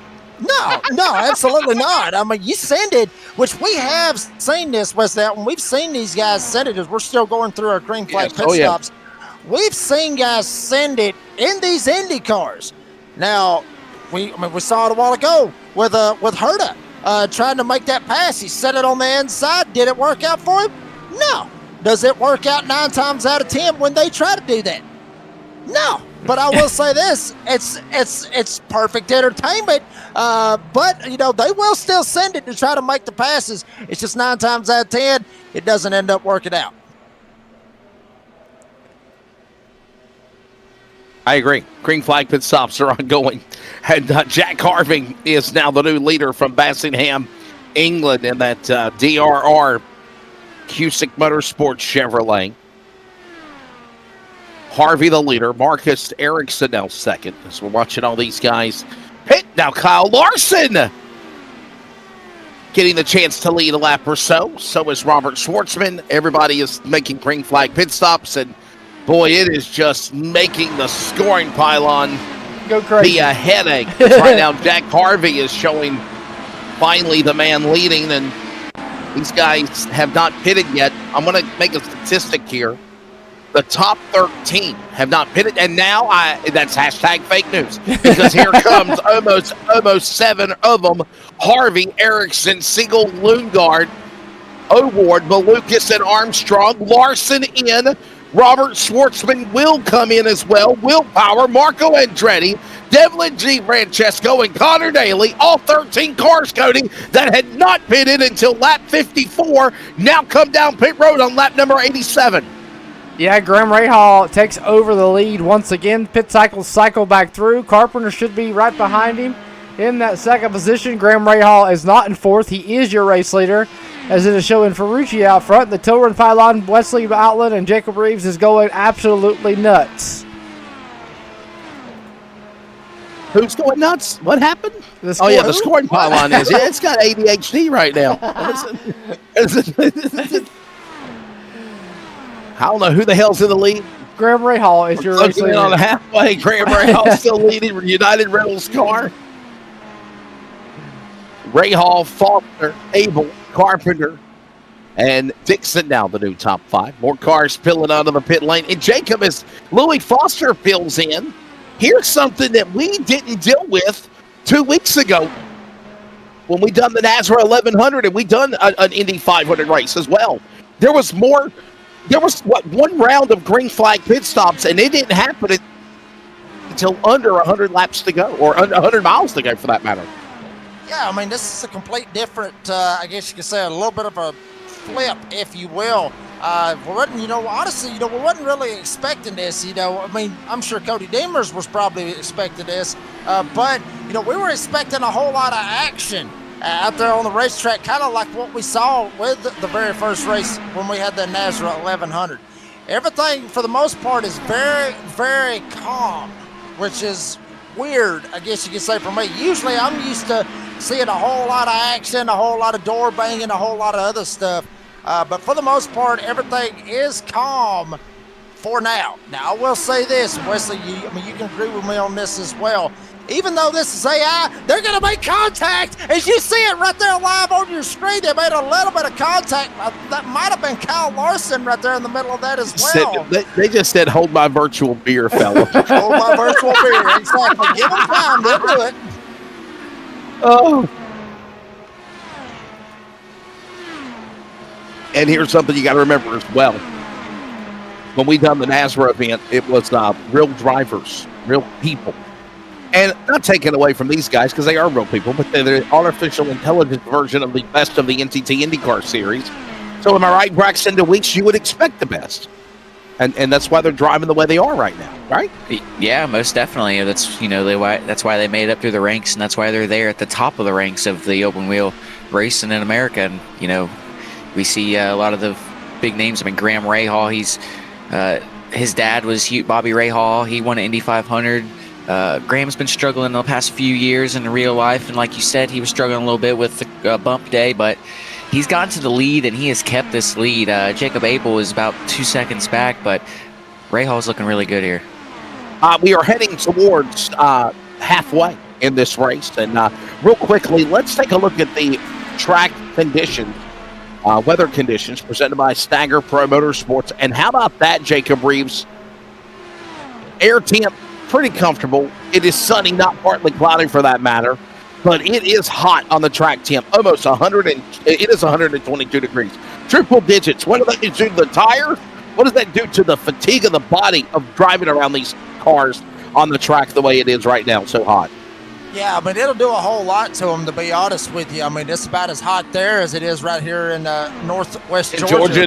Yeah. Right now, yeah, it's hot up here, much like it is down there on the track and for these virtual drivers.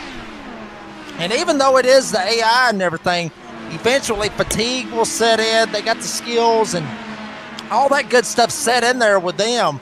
So it will play a factor how this will play out for those guys, because it's like I said, how they have their attributes and skills and everything else. They're not perfect. None of them is. They're going to eventually screw up. And, it's like I talked about as well, with the technology and everything that we got today, it will factor in all of that. So, that heat and everything else, it will all factor in with their attributes and everything else throughout this race. So, that heat will play a factor, and as well with the track temp as well.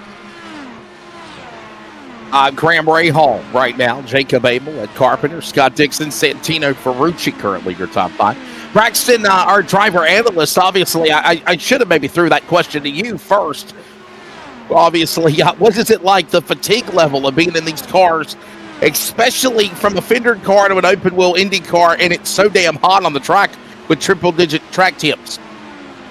Yeah, with the implemented aero screen that they put in, that definitely restricts the airflow like it was before without it.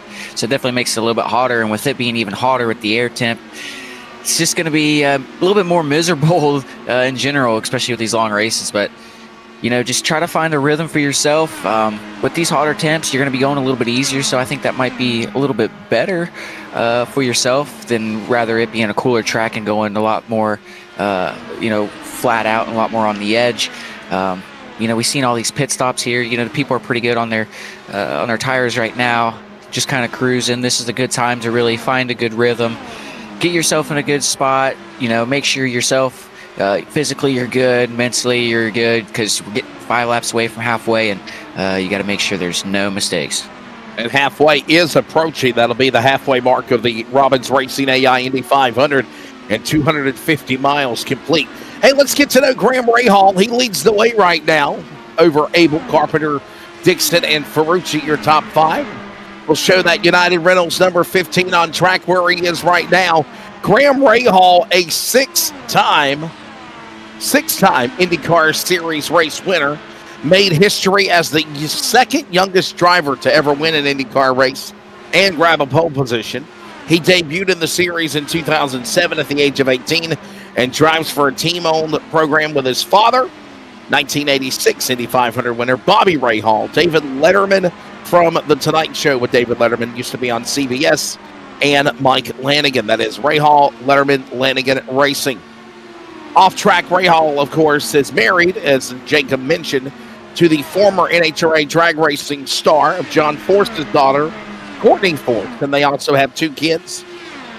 And right now, he is leading the charge. The avid golfer, Ohio State Buckeyes fan, enjoys high-end cars and motorcycles, including a race-winning Ducati team. Originally from Zionsville, Indiana, now resides in New Albany, Ohio. Braxton, you a Buckeyes fan? I am the opposite. I'm a Michigan fan. and you live in Ohio. Get the F out. Oh, yeah. Hey, I will say this. There's a lot more Michigan fans down here than you'd really think, and it's kind of cool. The rivalry can be fun sometimes. You'll obviously have the annoying fans on both sides, but there's sometimes that you'll have the good fans on both sides, and those interactions are pretty cool to where you can actually talk about games and histories and good moments. And, that's, in my opinion, it's one of the best rivalries. It's the best rivalry in all of sports, just how much is into it and how much they put the pressure on themselves for both teams. So it's a good one. I hate to break your heart. It's Alabama-Auburn, brother. Okay, it's Iron Bowl. We can agree to disagree. Roll Tide, brother. Where legends are made, man. Hopefully, if Caleb DeBoer don't have a good season, he is going to be a legend. Yeah, you don't want to lose to Michigan 3 times in a row now. Heading towards halfway. That's fine. Shots fired. You're exactly right. Jacob knows what the hell I'm talking about, man. I'm an Alabama fan through and through. Do I really need to play the soundbite? Do I really need to play the soundbite toward Braxton here? Do I really need Hell yeah, we're going halfway, man. Come on, go ahead and do it. Yeah. We got beef. Yeah, we got beef. Don't even start. And I love how when you do we got beef, a piece of beef is up on the screen for me. Like, is that what it looks like? Like, is that the beef? The beef button? The bell? Yeah. Yeah. That's that steak that I meant to get off the racetrack with it being 127 degrees. That's the same steak. You were talking. See, I thought you were cooking steak for real, man. Come on. No, not yet. Not yet. Yeah. We'll probably fix some here pretty soon. Fortunately, It's going to be at the halftime break, I guess. And speaking of halfway, we are officially, believe it or not, Cody Deemers, at the halfway mark when they come to the line with 100 laps in. When they come to the line for Graham Rahal, it will be this time by 100 laps to go, 250 miles, man, as obviously Graham Rahal crosses the yard of bricks. There he goes. Cody, you're taking the first half of the race here. Too damn long.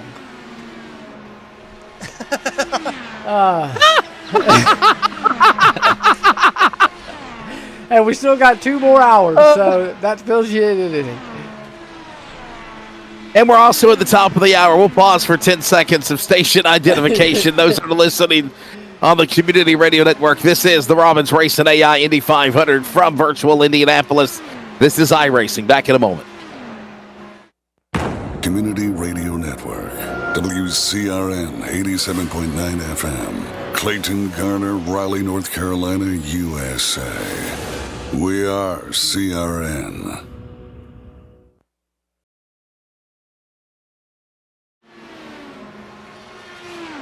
A special day thanks to Robbins Racing, iRacing, Elevated TV, and the Community Radio Network. We welcome you to the inaugural iRacing Indy 500. Wesley Outland, chief announcer with you. Jacob Reeves on the back straightaway. Our driver analyst is Braxton DeWeese. And, of course, Cody Deemers on color commentary and on production. Let's give you your full-filled rundown as we are halfway home in the inaugural running of the Robbins Racing AI Indy 500.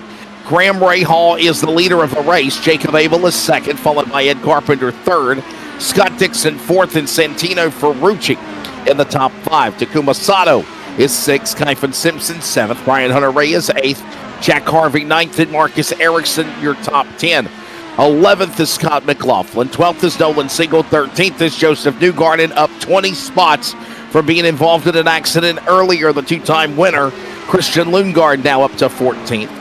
Marcus Armstrong, 15th. Then it's Kyle Larson, 16th. Stingray Robb, 17th. Robert Schwartzman, 18th. Will Power, 19th. And Marco Andretti sitting in the top 20, and they're still all on the lead lap. In 21st is 4-time winner Elio Castroneves, 22nd. Connor Daly. Devlin DeFrancesco is 23rd. Louis Foster, 24th. David Malukas, 25th. Otto Award is 26th, and Alex Palou is now sitting in 27th. He was involved in an accident earlier, back on the lead lap. These cars are either a lap down or out of the race for that matter. I think they're all still on, but a lap down. Alex Palou is 28th. Callum Eilert, 29th. Christian Rasmussen, 30th. Renus VK, 31st. Felix Rosenquist, 32nd. Colton Herta sits in the 33rd position as we are on lap number 102 of 200, just over 250 miles. Jacob, you're taking the first half of this race, and man, Graham Rahal, this guy, he's looking good, but I just can't say write the check yet and let him drink the milk because this race is far from over. Yeah, I mean, it really is far from over. I mean, and you know, the one thing I will say about this, I will agree with Cody. It is pretty long, but at the same time, quiet, very quiet. We already saw a couple of wrecks. I already saw a couple of broke right fronts, a couple of wings missing, a couple of guys getting up into the wall, and a couple of big ones, if you will. But for the most part, it has been very, very quiet so far here in the Robbins Racing Indy 500. So very, very quiet for right now, the way I would look at it. But don't count this out, folks. I mean, this is AI, like I said before, and I'll say it again. Technology is crazy. AI still wants to win a damn race. So, I mean, it will get crazy, especially if we get a caution, we get doubled up and everything else. Or, like I said before, the tributes and everything else, Graham Rahal could end up blowing it going into the pits. Speed, Jacob Abel could get the lead, or Ed Carpenter, Scott Dixon, any of these guys up here at the front. They still can have a shot. They can still blow it and get black flags. Who knows? By the way, Alex Palou has won the Indy 500. He won the race back in May, and believe it or not, the man from Barcelona, Spain, has picked up another win. He picked up his sixth win, wins for the sixth time this year. What a season for the man. The Spaniard has done it again. He wins at Road America. That race just finished about 16 minutes ago. So congratulations to Alex Palou. Virtual Alex Palou got involved in an accident. So did Joseph Newgarden and others, and they're trying to drive our analysts. Oh, we got a caution! Caution out! Caution! 94 to go! It's going to change everything. Changing everything yet. We still got a long way to go in the race, but there is a caution. And I believe it's Devlin DeFrancesco. Or, no, it's not. What the hell happened?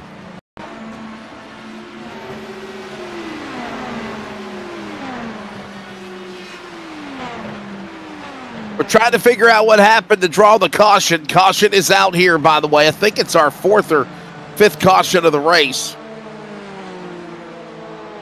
And I think they're saying a piece of debris has come off of one of the cars.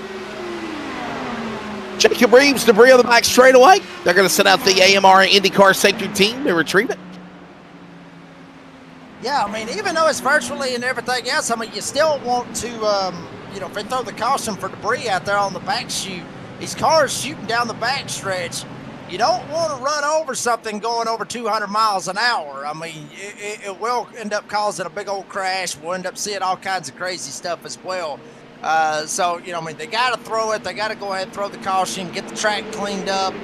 And this is going to get good right here with these pit stops right here, Braxton. It's going to get very interesting on what they're going to do on pits and who's going to come out ahead of who. Yeah, most definitely.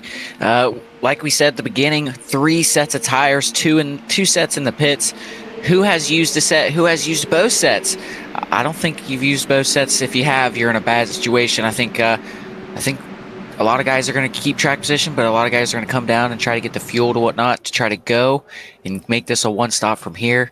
We'll see if Graham Rahal can keep the lead. He's gotten that lead and he's kept it. Usually any car that has went out to the lead, they've been out there and they've checked out. So we'll see what this strategy ensues, but definitely going to be interesting with this caution here.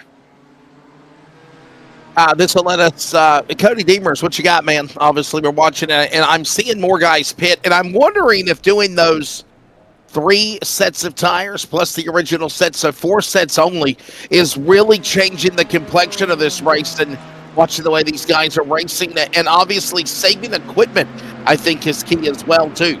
Yeah, I was just saying the pace car's ghosting again.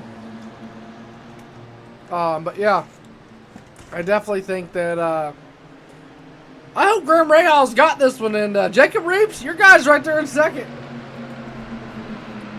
Yeah, a little like Larson decided he wanted to stay out on the racetrack right here and kind of get up here and try to make something happen.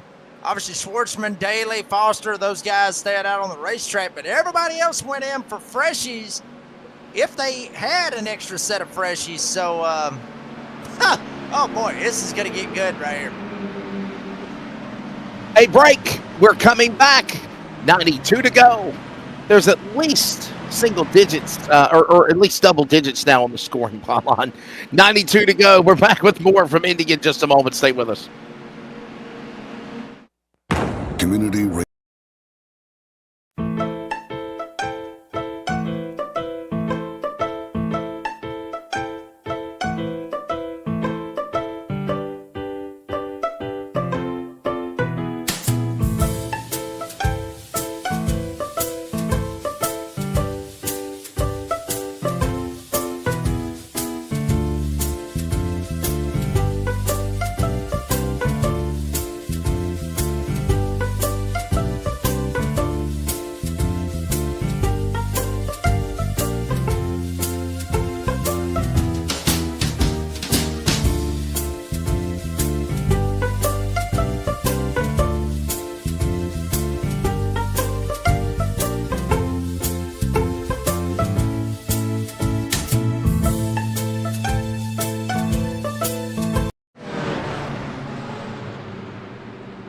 It will be 90 laps to go when we come back to the green flag. Welcome back to the world's greatest race course at the Indianapolis Motor Speedway. Kyle Larson will now have the opportunity to battle on the outside alongside Graham Rahal. Larson, Rahal, pace car is back, thank God. Daly, Schwartzman. And these guys will now get ready to come back for a green flag with 90 laps to go. Driver analyst Braxton DeWeese, Jacob Reeves in the corners. Of course, color analyst, producer, director, making sure we behave ourselves. Cody Deemers, yes. And I'm Wesley Outland, chief announcer here with you of the Robbins Racing AI Indy 500. Hey, don't forget, coming up later tonight, North Wilkesboro Speedway. That'll be the throwback night with the Eastern Technical Designs Late Model Stock Car Series, the LFRL, tonight, 8 Eastern, 7 Central. But right now, 90 laps to go. Here they come. Back to speed. We bring you back to the action with Rahal, Larson, Schwartzman, the real pole sitter of the Indy 500 back in May. He now shows his strengths. The man from Tel Aviv, Israel, is up to second into turn number 2, Jacob. Yeah, Schwartzman able to shoot down on the inside, get around Kyle Larson. Larson will go back to third. Rahal leads them, staying out on the racetrack, much like Schwartzman and Larson did, as well as Daly and Foster. Abel back there trying to muster something up as Rahal leads them going into turn number 3.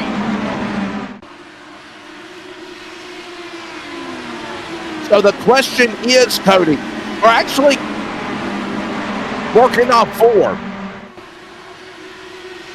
When is the time, Cody, for some new names to get up here and climb?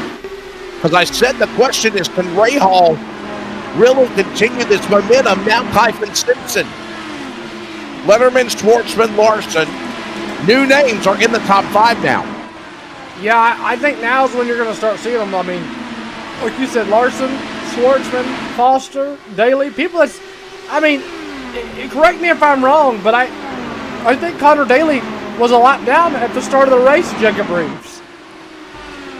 I believe he actually was. Connor Daly back up here and sitting in 4th. All that strategy and how everything might have worked out for him is we're actually going to see Graham Rahal. He stayed out for a little bit and decides he will pit and is all by himself. So Graham Rahal, the leader, jumping down pit road, will surrender the lead to what looks like to be Iracing, one of those guys up there. Oh, baby, it's starting to get swirly now. We got Schwartzman and Larson up here at the front, but Rahal down pit road. Our analyst Braxton DeWeese, how bad of a boat does that put Graham Rahal in by coming down the pit lane on his own? He's a thin duck, ain't he? Yeah, we seen Louis Foster do it and didn't really see too much of it, really work out. Granted, he's in 4th now. He's had a couple cautions help him in the way his strategies went, but if this goes green, we'll see. I mean, I don't think he can go 89 laps on fuel. We'll see, though. We talked about the AI drivers staying out for a while. If he can stay out that long, he might be able to get this win. trying to keep up where now the leader is. He's on the back straightaway. And Graham Rahal is now 25th. He is right in striking distance of Robert Schwartzman. You'll see a glimpse of him right here in just a moment. If we could actually go to Graham Rahal's car, there they are, and there's Schwartzman at full song. Getting ready to run him down, maybe across the yard of bricks. All this goes on with 86 to go now, as Schwartzman has got some lap traffic in his way down the 5/8 mile. Heading back now into the short chute in turn 1 and 2, Jacob Reeves. Yeah, Schwartzman still holds on to that lead. Larson back there in second. Then you flip-flop back. You see Daly, Foster, Abel back there with Scott Dixon. They're a little bit tight for comfort, if you will. At least they was there for a second. Looked like there might have been a battle going on for the fifth spot. But up front, check it out. Front three, now front four if you count Foster trying to gas up and get away as well. Front four trying to separate themselves from the rest of the field. Time of race about an hour and 37 minutes now. And we're just, again, after the halfway mark of this event, if you are, excuse me, officially doing the math, we are about 290 miles into this race, actually approaching 300 miles at lap number 120. Lap 120 will be 300 miles of this race. And Braxton, why does each 100 miles seem like a totally different layout storyline than what we've seen at the start of the first 100 miles, it seems? Well, the first 100 miles is all just about setting up for your second 100 miles, in my opinion. This is where it gets real intense, and you definitely want to try to get as much as you can. We've seen the track position mean a lot. I feel like the first half, you definitely learn what you have. Try to put yourself past that halfway mark in a good spot, strategy-wise. And, just try to do the best you can. Now is not the time to make mistakes. I know you said earlier at the beginning of the race, you don't want to make mistakes then. That's true. You don't want to make mistakes in general. But right now, if you want to have a shot to try to have a good finish, have a shot at the win, you got to be on it. Try to stay in a clean air, try not to be in dirty air. It's the little things right now that mean a lot more right now than they would earlier in the race. And I think, Jacob, as they head your way as well, I agree with our driver analyst, Braxton Luis. I mean, the slipstream, don't want to get caught up in a situation where, you might have to make a decisive defensive move at a wrong time and then take yourself out, as we just saw something of that caliber just happen a moment ago in the back. But all the while, it is Schwartzman now leading over Larson. Yeah, but not by much. There for a second, we saw Schwartzman look like he had a little bit about a second and a half lead over Kyle Larson. Larson has now found some kind of groove, found some kind of momentum in that 17, able to catch that draft off Schwartzman, but these corners is what's really screwing him up. And, Braxton, if you can, I mean, that dirty air here on these Indy cars will absolutely be treacherous, especially for these. We talk about it a lot with NASCAR, but in IndyCar, that dirty air can play big-time factors here in these corners. Yeah, most definitely. Right when you're about within a second, which Larson is within a second, you start to feel a little bit more of that dirty air. We see the leader right there. He has a car that's a lot closer. That's definitely going to affect the leader, and that should bring Kyle Larson a little bit closer, as long as Larson can, run the line, keep his momentum up, and do what he has to do. You want to try to go down, get down to the white line if you can. He got close to it, not all the way down to it, but we'll see if he keeps making up time. He's losing a little bit of time right now, but like I said, that lap car up there in front of Schwartzman should help him as long as he hits his marks. The Chevrolet Delar for Prima Racing from Tel Aviv, Israel. Robert Schwartzman got his first ever pole as a rookie driver at the real 109th Indy 500. And right now we are seeing him, Cody, finally lead. We were wondering when that breakout moment would happen. It finally is for Robert Schwartzman. The Israelite is currently sitting in the number 1 P1 Firestone spot over Larson. Larson, though, has cut it to about 8/10. Track temp, by the way, is going up and down. 1 minute it's 123. Now it's down. At one time it was 133 degrees. Now, Cody, it's at 118 as we come to 80 to go. This, by the way, is 300 miles of the Robbins Racing Indy 500. Yeah, definitely surprised about that track tip being as low as 118 degrees and still hot enough. Jacob Reeves can cook his steak on the backstretch and get it maybe medium well, but yeah, definitely track temps changing. It's all over the place, and 1 minute they're running on 200 plus, next minute they're running 170, the next minute they're running 200 plus. I mean, that's causing that track tip to change as we see Robert Schwartzman. Oh my goodness!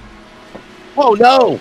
Robert Schwartzman in the grass, in the short chute in front of you, Jacob Reeves. He might be coming to pit road. It's going to draw a caution. Caution is out with 80 to go. And he is coming down the pit lane. Robert Schwartzman, big time slide for the 83 of Schwartzman. Had that slide, jumps down pit road, maybe looked like a little bit of damage could be on this 83. Watch it again, see what happens. He just gets down in the grass, gets sideways. He's got to hold on to it. Something amiss on that 83 that dropped him down. Braxton, did he run out of fuel? Braxton, did he run out of fuel? What do you think? If we can roll the replay back just a little bit to see if he's able to get on the gas or not, see if it's stuttering. We'll be able to get a good point of view right here. The leader from Tel Aviv, Israel, Robert Schwartzman at full song before he brings us under the caution at the 300-mile mark of this race. Watching in the 83. Braxton. Downshift, definitely still on the throttle. That was not in the throttle as much as you'd want to be, and he just got down low and into that grass. I don't see any problems with the tires or anything. I'm wondering if he committed to coming down to the bottom of the apron too soon, guys. What do you think? Very odd if that's the case. Either way, just a very odd situation. Jacob Reeves, I wonder if it's where that fatigue you were talking about earlier had come into play there. You remember we were saying that fatigue could play a part. Fatigue could cause these drivers to make mistakes. What if that was a mistake there by Schwartzman? Yeah, I mean, it very much could be. I mean, it's like I was talking about with all the tributes and everything else. Could have played a big factor right there with Robert Schwartzman. I mean, you hate to see that for him, but yeah, it might have just been he just got himself in a bad spot, got down. Could have been what Braxton was saying. Might have just got down a little bit too low on the racetrack and just got down, caught that grass just a little bit. And that might have been what got him a little bit squirrely out of that.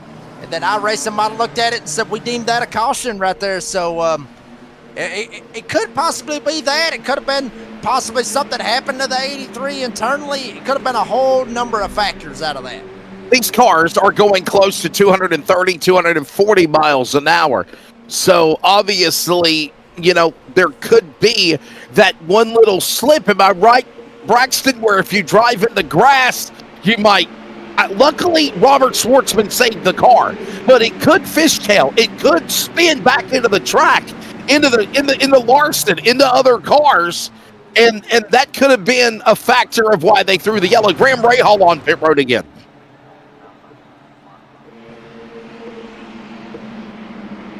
Braxton, am I right? I'm sorry, I got sidetracked with mentioning Rahal pitting, but am I right though? No, you're all good. That could have triggered the caution, right? Yeah, I mean, when you put any race car at these speeds going on grass, it's like ice. A good example is like when motorcycles go on grass and on the regular asphalt road, it's like ice for them, and it's almost like the same thing pretty much. There's lost control. You just kind of have to hang on for the ride, and he did a real good job. But yeah, it's definitely a precaution to throw that caution there just in case if he came back onto the racetrack. But yeah, he definitely did a good job to save it. By the way, Jacob, I know you'll like this one. Alex Blow winning at Road America. Felix Rosenquist second, and Connecticut driver Santino Ferrucci. There he is right there. He finished on the podium in third. He's alongside my pick to win. Fast qualifier from Wednesday, Scott Dixon, as we'll get ready for a restart. But all of that hype leads to, Jacob, the fact that Santino Ferrucci gets out of his car on the back straightaway at Road America and chugs a beer with fans after a top 3 finish.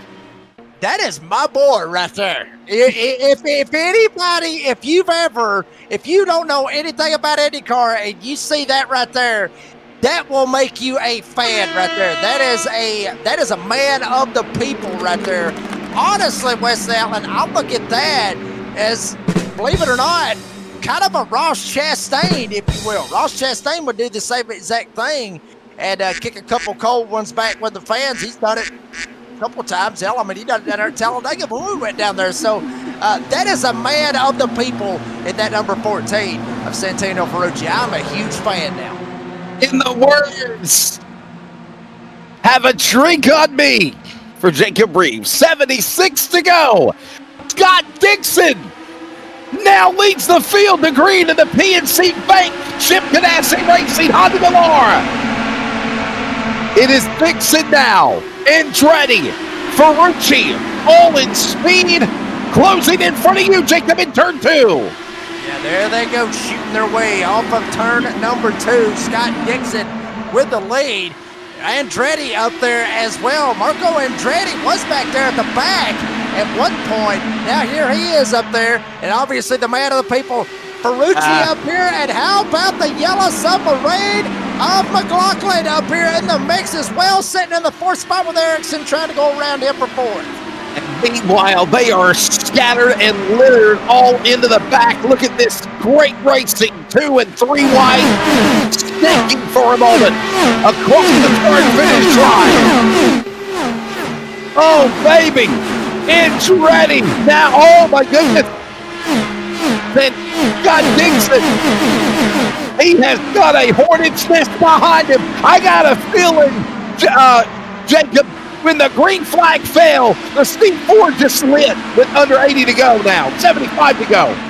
Yeah, this is when it's going to get good right here. Dixon able to shoot away with a lead. Check him out back here, battling it out. McLaughlin better watch his back door. Siegel up here trying to make something happen. McLaughlin taking it a little bit to the high side. Harvey and Siegel, they're slugging it out, trying to make something happen as well.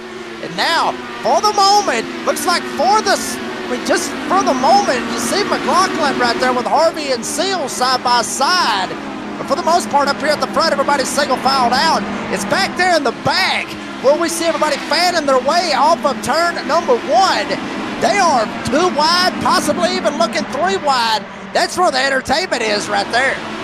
Braxton, DeWeese, our driver analyst, got to ask you this question. Have we seen maybe a lot of lagging?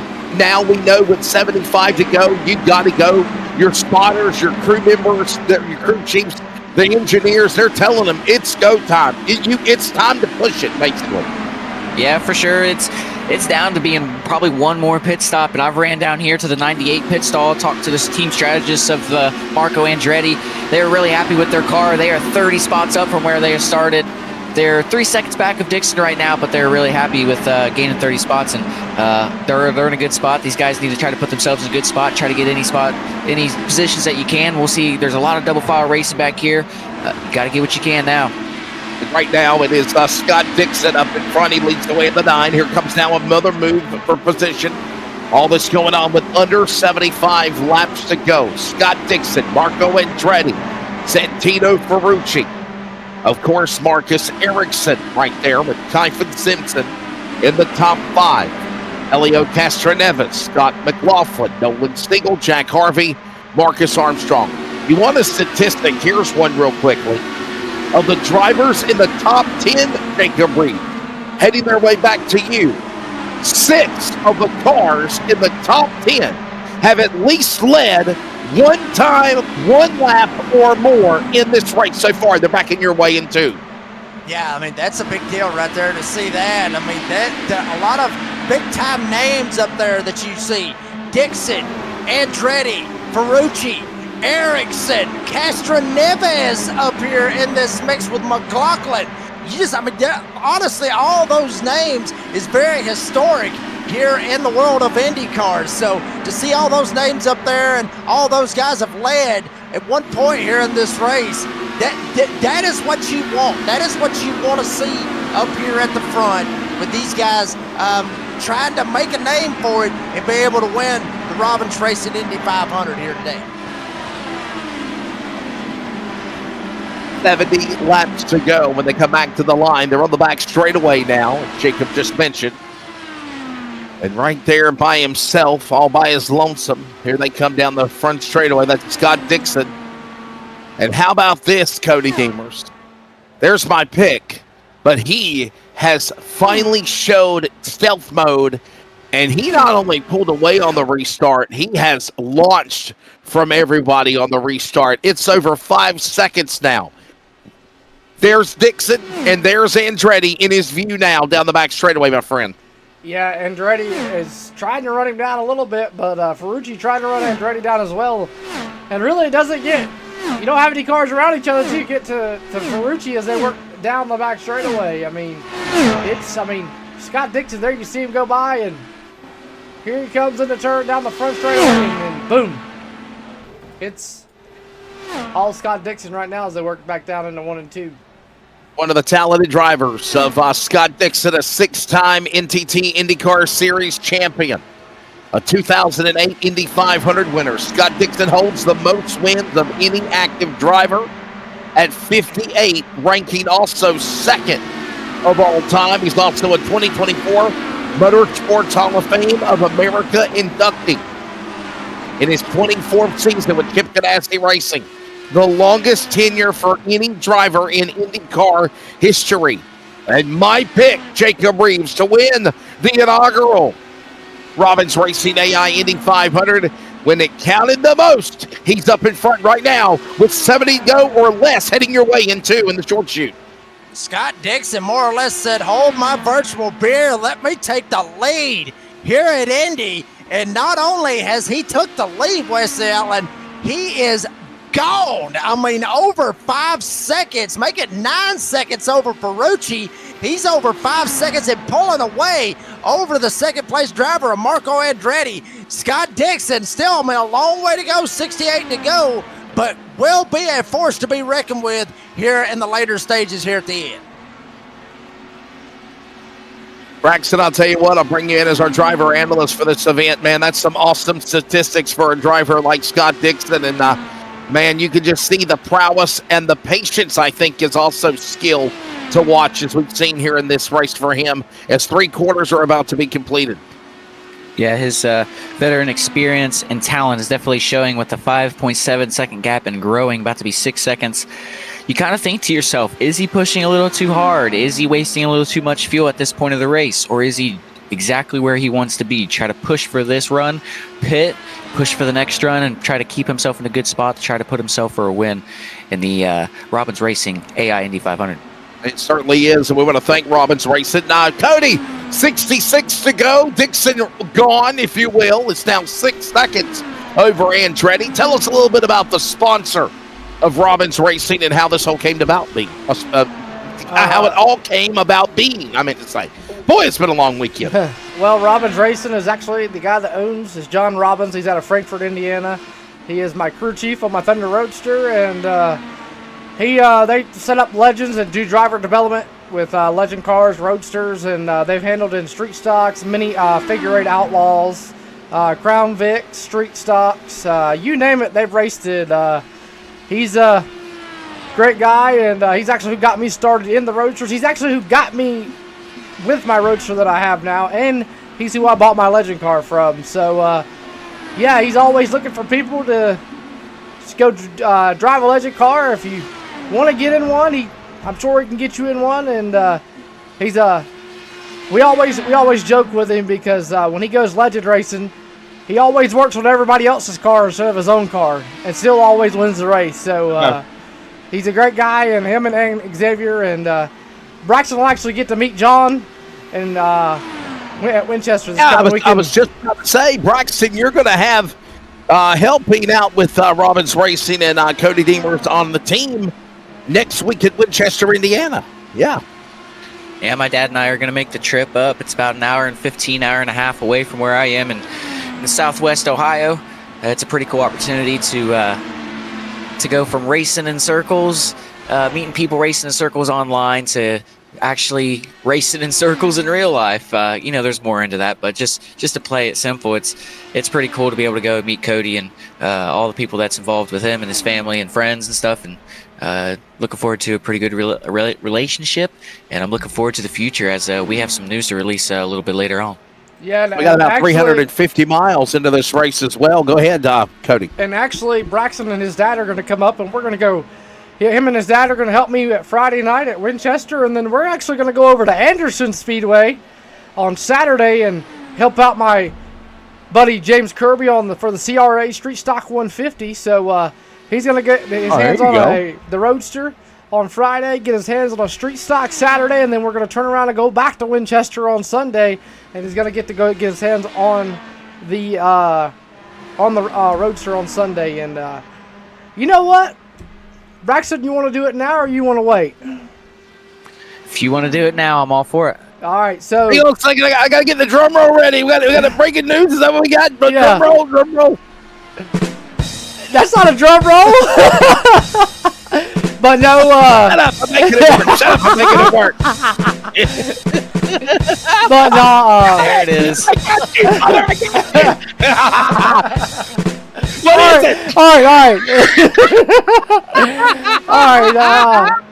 Braxton DeWeese is going to be driving my Roadster full-time next season for the entire year. So going to be looking forward to him joining the team and getting an actual real race car. So that's going to be fun, and I hope he's excited. Excited is an understatement. Wesley's going away with the drums there. He's a good drummer, but I want to say this jokingly. Just finger the drum button repeatedly, and it'll make it sound like that. That's right. But I want to say this really quickly. I want to give a big shout out to Cody and all the people over there, Robbins Racing, give me the opportunity. I don't come from money, and I'm trying to start racing. First generation, me and my dad. So. I use the simulator of Iracing to try to make opportunities, and you never know who's watching. So Cody has watched me a couple times, and he's given me the opportunity. So, I can't thank him a little bit more. And if I keep talking about it, I'll start getting emotional. So no, don't cry. Don't cry. You cry. Cry, baby. You want to cry, baby, cry. It's going to be like Cloudy the Chance of Meatballs. I'm going to suck that tear back up into my eye. Yeah, I was a fan of the Christmas Story, by the way. That's just tell your dad. Just tell your dad don't ever dump. Just tell your dad not to ever dump milk on your head, like I did in the shower. Wow. Who's going to be drinking the virtual milk right now? My pick, Scott Dixon. Jacob Reeves is leading the way. Boy, do I know how to pick him. Yeah, but I will say this. It was at about 5 seconds. Now it's kind of shrunk just a little bit, to be honest with you. But Andretti's still sitting in second. They're gone. Ferrucci, obviously a man of the people, sitting back in the third spot. Graham Rahal, that's a little battle that we will be watching out for, especially for a little battle for third, getting very, very tight. And then Iracing and Simpson, they're not too far back from that as well. The only two that are gone is Dixon and Andretti. Everybody else, it's a little bit close back there as you see it right there on your scoring pile out on the left side.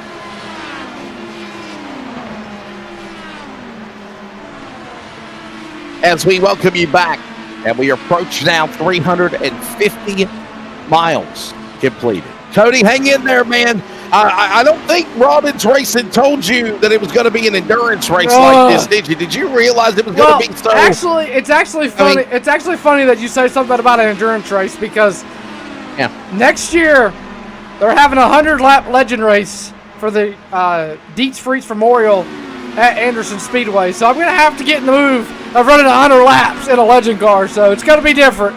But yeah, I don't know. I'm going to have. I might build me an air conditioner in the race car.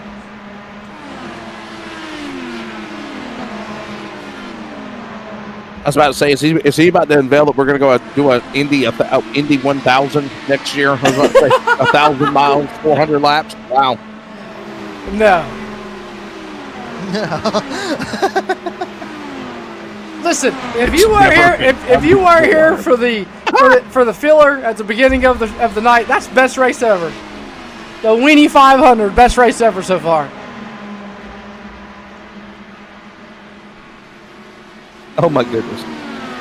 It was pretty damn funny. I ain't gonna lie to you. I wasn't expecting it. I promoted it on my social media platform. It was so good. Wesley promoted it. At Outland Wellesley. Jacob Reeves, what do you think when you got a first request from Outland Wellesley? Well, it kind of got me a little bit, but I figured, when I saw it and everything. Oh, wow, what is this? Dixon, hold it, Scott, hold it, damn it, hold it. Caution's out. Oh, caution's out, Scott Dixon. Oh, smoke. Did I not jinx myself, Jacob? It happened. I thought it. I ain't saying nothing next time. I ain't saying nothing. Hey, I'd like to add that's exactly what we've seen from Schwartzman. Granted, Scott Dixon went in the grass a lot more there, but it was exactly in turn 3, same spot. And more cars are driving in the grass. Did Marco Andretti drive in the grass too? Yes, he did. What in the world? Wow. I ain't got no comment, man. Come on. Why would you do that? Who's that? Is that Marco Andretti, I think, in the grass right there, isn't it? Yeah. Yes, it is. So not only was it Scott Dixon, but Marco Andretti, Cody, also driving in the grass with 55 to go. Yeah, that was definitely interesting there. We were just kind of rambling, trying to fill in the holes, and yeah, that was wild. Looks like he just forgot to commit to the right place at the right time. And look who's back out front. Another caution out. Yep, here we go again. Look who's back out in front. Graham Rahal again. Jacob, there's your pick. Yeah, Graham Rahal looking pretty good right now. He's up here, but now I think he might have learned something. Actually, everybody has learned something. Every single person coming down pit road right here, Braxton. Braxton, are we thinking maybe final pit stop, or are they going to have to make another one? I think this could be final pit stops for sure. We're going to go green with probably 53, 52 laps to go, I'd say. I mean, we'll see if it goes green from here, and if people are able to save the fuel to go for the win. It's time for a potty break. We're going to take a quick break when we come back. 50 laps to go, and the shootout of the Robbins Racing Indy 500. Potty break, snack break. Grab you a drink, go to the fridge, cut the race on. NASCAR's on at Pocono, put it in the background. But stay here with us as we are heading to the home stretch at Indy. Racing isn't easy, but experiencing it is. iRacing puts you in the driver's seat with the industry's leading sim racing game. Drive on laser scan replicas of the greatest racing circuits from around the world. Go head-to-head against other drivers chosen by skill-based matchmaking to ensure competitive racing at every level. Compete across all your favorite series. In officially licensed cars, engineered to deliver the most accurate driving experience possible.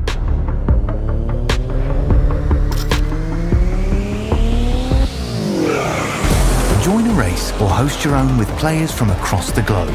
Race against the computer or in a league with friends. Feel the thrill behind the wheel. Visit iracing.com.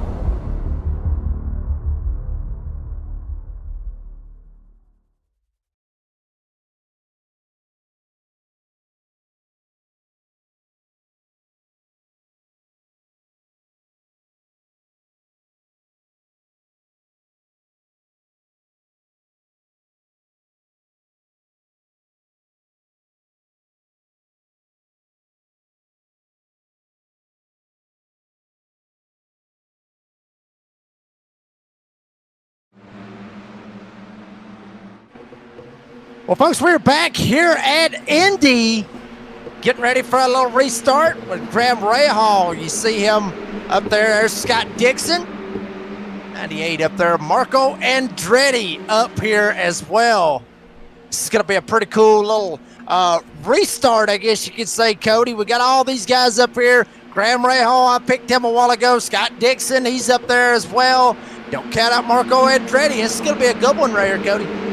Yeah, for sure. And Saved by the bell was Scott Dixon there, Jacob Reeves, and doesn't lose it but one spot. Him and Marco Andretti flip-flop, and that caution definitely saved him, and he gets to lose one spot. So Wesley Outland almost right there, but yours and Wesley Outland's pick right up top here as we come back to green.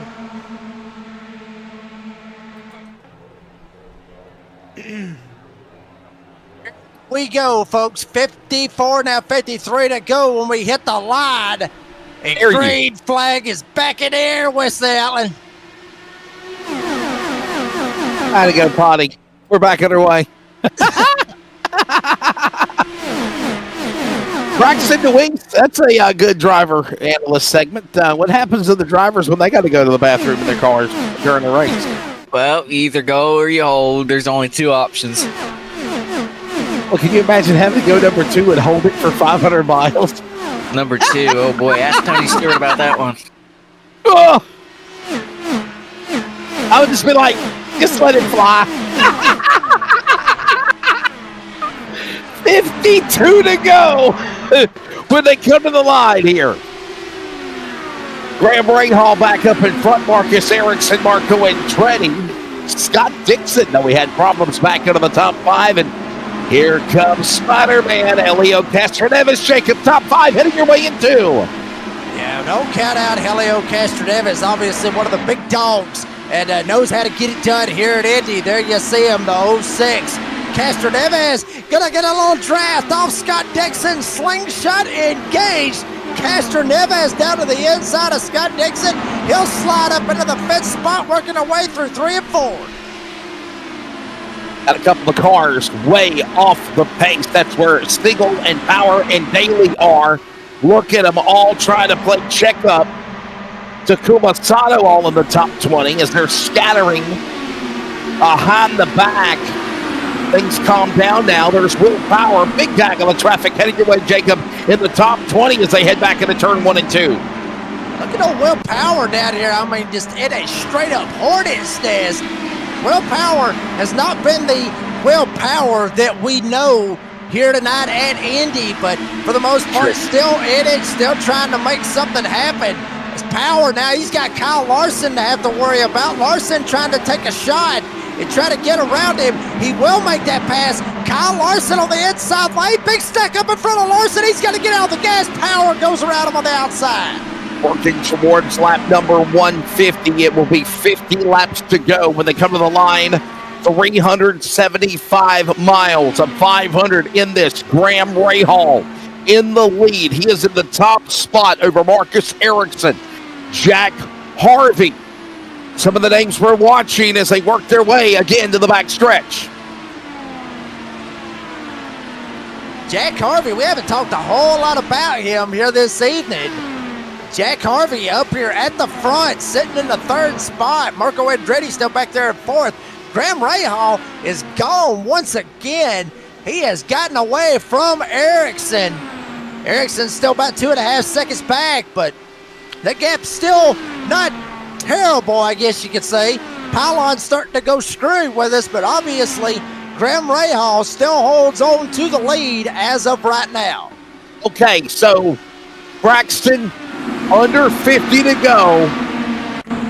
Watching Devlin DiFrancesco, Kyle Larson, others fly their way back into the corner to short shoot into 1 and 2. What is your crew member saying to these guys right now as we are at the home stretch of this race, right? Or is still 50 laps to go, still a long way to go, do you think? Yeah, and it's pretty close with the fuel as well. You want to tell your driver to get the track position, but save fuel when you can. You can definitely save fuel when you're behind somebody on a straightaway. You can use a draft. We see a couple cars there pretty close with contact as they keep rolling, but you want to try to use the draft to your advantage right about now. I'm not too sure what the fuel window's looking like. We haven't really gone a full window, I don't believe.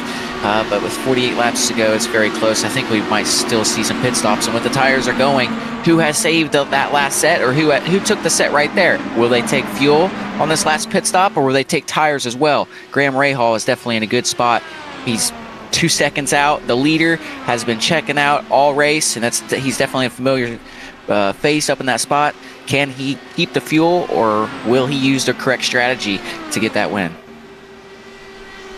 Rahal in the lead right now, up in front. Cody, can you believe just the impressive drive of Graham Rahal? I mean, we just did not see this from the New Albany, Ohio driver that Rahal led him in landing and racing Honda Delara and in the last 3 days leading up to the race today. We just didn't. Yeah, no, we didn't see that at all, and he's definitely changed the whole race car around today. Is checking out here over Iracing, and Iracing's starting to run him down a little bit there, Wes. So I'm wondering if he's getting in that slipstream as they work down the front straightaway. Trying to wonder if he can catch it. That's Marcus Ericsson right there in the hunt, trying to make something happen. The driver out of Kumla Sweeting in the Andretti Global Honda Delara. And right now with 45 laps to go, next time by Jacob Reeves. I know I just said they were heading to 375 miles, but my goodness, they're about to knock off another 25 miles. We're heading to the final 100 miles of the race, my friend. Yeah, and I'm absolutely certain that Cody Demers is tickled to death thinking that this sucker was long. And now he's absolutely happy. Just go ahead and knock off every 25 that you can. No, I'm just kidding. David Malukas back here. We haven't talked a whole lot about him. Sitting back there in the 22nd spot with a lot of guys around him as well. But, I got to mention, Ericsson. Honestly, I mean, you got to think about Marcus Ericsson sitting up there in that second spot, about a second and a half behind Graham Rahal. Think back a while ago, folks. I mean, Ericsson was about 2.5, close to 3 seconds behind Rahal. Now he's starting to put the pressure down, and it's starting to gain on him. You see that number very much shrinking with Ericsson. There's Kyle Larson still in 23rd, but that lead is shrinking in a hurry between Graham Rahal and Marcus Ericsson. 5 laps away to 100 miles remaining. Cody Demers is in the house. Braxton DeWeek's driver, analyst Jacob Reeves. Turn announcer on the back stretch. I'm chief announcer Wesley Altman. Robbins Racing AI Indy 500 from Indianapolis, live on Elevated TV and on the Community Radio Network. And don't forget, coming up, same network, same time tonight, 8 p.m. Eastern Time. About 3 hours from now, join us for coverage of the Season 3 of the Eastern Technical Design Leadfoot Racing League from North Wilkesboro, Throwback Night at North Wilkesboro. Jacob, did you know that the front straightaway or the back stretch where you are is 5/8 of a mile? Did you know that that is the length of the North Wilkesboro Speedway, the whole track itself? Is that food for thought or what? Yeah, I mean, that is pretty big. I mean, they talk about this place.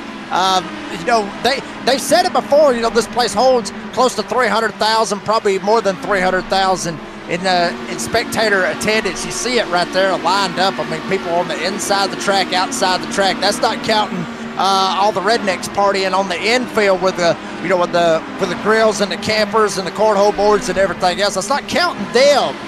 This place right here is big. And yeah, I mean, that does not surprise me, not one bit, this big old 2.5 mile 4-turn racetrack, as long as that back stretch is like this, with North Wilkesboro. But I will say this, they don't race here at Indy like they will at North Wilkesboro tonight. So make sure that you mark your time, get you an alarm set on Elevated TV tonight at 8 p.m. Eastern Time.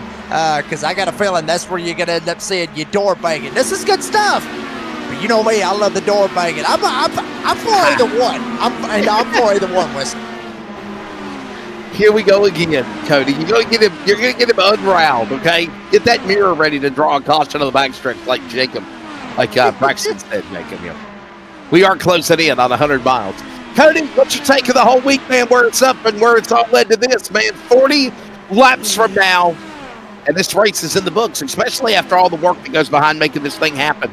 And I think that's what a lot of our audience or listeners don't realize. It was not just let's go on the air and do a race. Tuesday, great. Wednesday, exciting. Thursday, great. Today, boring as hell.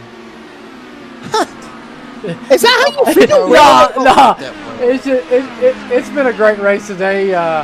There's been a lot of work that's been put onto this. As we see Iracing, he's going to go to the outside of Ray Hall. As there you go, Jacob Reeves. There's his excitement coming down the backstretch. Can I make a suggestion? I think that maybe if you would have maybe put 8, 9, 10 sets of tires, I think that Braxton, am I right, maybe would have had a different complexion of the race, because I think we're seeing a lot of guys saving right now. Am I right, Braxton, probably with 40 to go? Yeah, a little bit. I mean, we see the gap to fourth is 11 seconds, but the first three, they're all within a second here. This is actually pretty good for up front. 400 miles complete, 40 laps to go. It is Iracing, Ray Hall, Harvey, Stingray, Robb, Sato. Your top 5, Jacob. They're working your way in turn number 1 and 2. Yeah, Ray Hall better watch this back door. I'm telling you, Iracing now has gotten around him, so Ray Hall's going to have to get on the loud pedal and figure out a way to get back up here and grab a hold of this lead. There you see all of this flipping around saying Abel's got it, but really it is Marcus Iracing who has the race lead. And for how long will he have that? Jack Harvey now starting to close in on this. Made it a 3-horse race, if you will, with Marcus Iracing. Obviously, Graham Rahal and Jack Harvey, baby. Oh, this is getting good. Iracing right now having the opportunity to battle there with Graham Rahal. Rahal and Iracing fighting for that top spot, stride for stride. Wheel to wheel. Hold your line. Be nice one another, Jacob. They're going again. And they're fighting for P1 again in turn 2. And this could be possibly the win for the race as Iracing takes the lead. Yeah, Iracing able to shoot by, but Iracing's son is gone. Jack Harvey not too far back from all of this action going on. How about Stingray Bob? Fastest lap. He has ran 41.723. That is the best lap out of the whole field. So now it's getting to the point, Wesley Outland, to where the fast boys are really starting to turn it up a notch. Some of them may be laying back, just like Braxton was saying a while ago. Some of them probably laying back and just taking it easy, saving their stuff. These other boys up here, they're putting down the loud pedal, and they're taking off, and they're trying to get out of here. Closing in on the finish of this one, as we mentioned, it is under 100 miles remaining. And now Iracing in the lead. Not only did he take the lead away from Graham Rahal, he pulled away by about 1.3 seconds. As right now, Graham Rahal trying to now find his way and make a run. He almost got into another car as they're working through lap traffic coming off of turn 4, Cody. That could have been disastrous for the man in second place. Yeah, no, that definitely could have been disastrous there. As I did not show the lap cars lead, the lap car spotter said a clear, and it wasn't clear, or what happened? Harvey and him's going to make contact. Jack Harvey, Graham Rahal, almost into one another. They go to the back straightaway. And Jacob, I wonder if this lap traffic could be a big factor of this race, and possibly a caution as they work in turn 3. Oh, this is a big old factor with every bit of this lap traffic playing factors, holding guys up, making them stack up, making them having to lift out of the gas, making that dirty air like we were talking about a while ago, Braxton. I'm sure that dirty air has got to be playing a big factor with these guys on the lead lap, catching up to these guys laps down and everything. It's got to play a big factor with that dirty air. Yeah, most definitely. If you're catching them at a much faster rate, it's going to hurt even more. Now, you could use that to your advantage if they're running a pace where it keeps you, in front and gapping the guy that's in second. Right now, it's looking like Ray Hall wants to get around him, and he's going to make the move around him. You definitely want to try to make it coming out of the corner or going into the corner so you can make sure you get the clean air and try to drive away, and that's looking like what he's doing right now. Marcus Iracing's won here at Indy before, 2022 Indy 500 winner. Part of Andretti Global Racing for his 7th season. A former Formula One driver as well. Iracing raced for Sauber from 2015 to 18 and won both the British Formula BMW and Japanese Formula 3 championships as well. He's a big fan of hockey. Are you a fan of basketball, Jacob? Are you a fan of basketball, Cody? Can the Indiana Pacers beat the Thunder tonight? Actually, my father-in-law is having a Pacer party out in the front yard. They're going to have a TV, projector screen, projector screen and TV, all kinds of mess out there, and a bunch of people are going to come over and they're going to eat hot dogs, hamburgers to see if the Pacers can win it. They haven't been to the finals since 1980. They've never won the NBA Finals before. Nope. The last time they went was 1980. Jacob, Cody, what's up, boss? Real quick, buddy. I mean, you got that Pacers party going on and everything. You know, I like to stir up a little bit of crap, so I'm going to do it anyway. Do you have any friends that are Oklahoma City Thunder fans? And if so, will they be coming to the party? No, but Emmett Crow is actually a Oklahoma City Thunder fan. But no, I will not have any people coming to the party that are Oklahoma fans. I can't stand the Oklahoma City because I can't stand the Florida Panthers either. Forget the hockey. Forget basketball. We got racing going on. No. I do want to see game. I do want to see Game 7. I want to see the Indiana Pacers win tonight. So I do. 8 o'clock Eastern Standard Time. Yes. Well, you I'm can't gonna be calling that. Getting the hell I hate. I'm gonna be calling the LFRL and calling the basketball on the other side. The hell do you think I'm doing right now? I'm multitasking. I'm watching this boring ass race with Hamlin leading and what? You're watching this boring ass Robbins racing Indy 500 with McLaughlin with Marcus Iracing lead. So we got most of both worlds.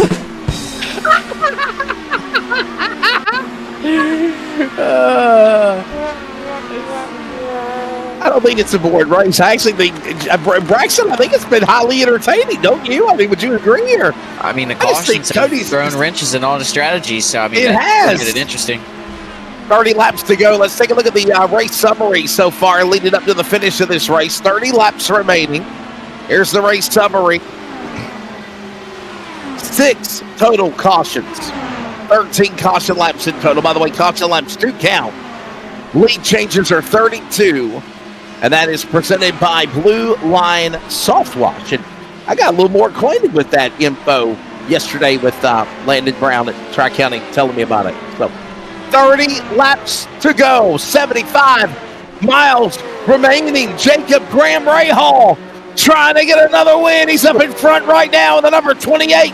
Marcus Iracing, though, is the guy he's got to get around.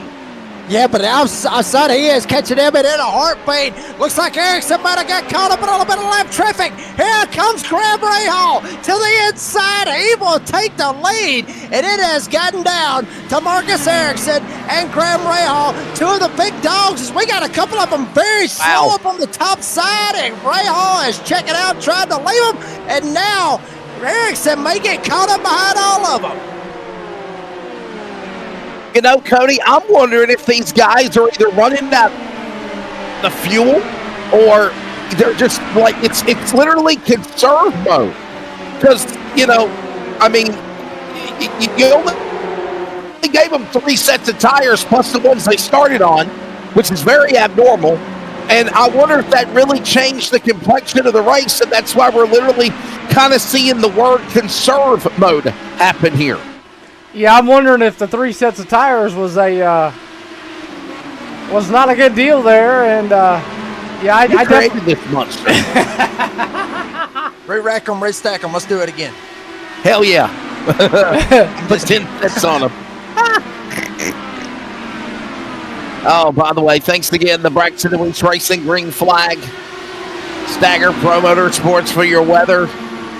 And all of this going on as we are moving into the finish of this race here in the Robbins Racing Indy 500, the last 100 miles. And Braxton, am I right, driver analyst? This is when you start hearing rumbling, rattling. You might think you got a tire going down. You might think that you're going to hit a bird. You might think that, you know, is the gauges working properly? Could something go wrong? Everything is in your head that could make you have mind games going on right now in these cars for these drivers. Yeah, the farther up front you are, and when you're Rahal in the lead, every little noise, like you're saying, it amplifies. You hope that it's not a problem. You hope that everything goes smoothly here. You hope that you can get through the lap traffic. As you can see, 2 cars in front. We've seen that Iracing got caught up, and that's how Ray Hall was able to get around. So Ray Hall doesn't want that same thing to happen to him, so Ray Robb can go around. But yeah, you don't want nothing to go wrong. Coming to 26 to go. Hit your marks. Hope that you can do what you can do, and hope everybody else can do what they can do when you go around the lap cars. As it's getting really tight here. Ray Hall just wants to get around them, but he doesn't want to push the issue here as he gets off. That's definitely going to bring in Ray Robb. At the top of the hour, we're going to pause very quickly for 10 seconds of station identification. If you're listening on the radio, this is CRN, the Community Radio Network, as we are closing in on 25 to go in the Robbins Racing inaugural AI Indy 500. Community Radio Network, WCRN 87.9 FM, Clayton, Garner, Raleigh, North Carolina, USA. We are CRN.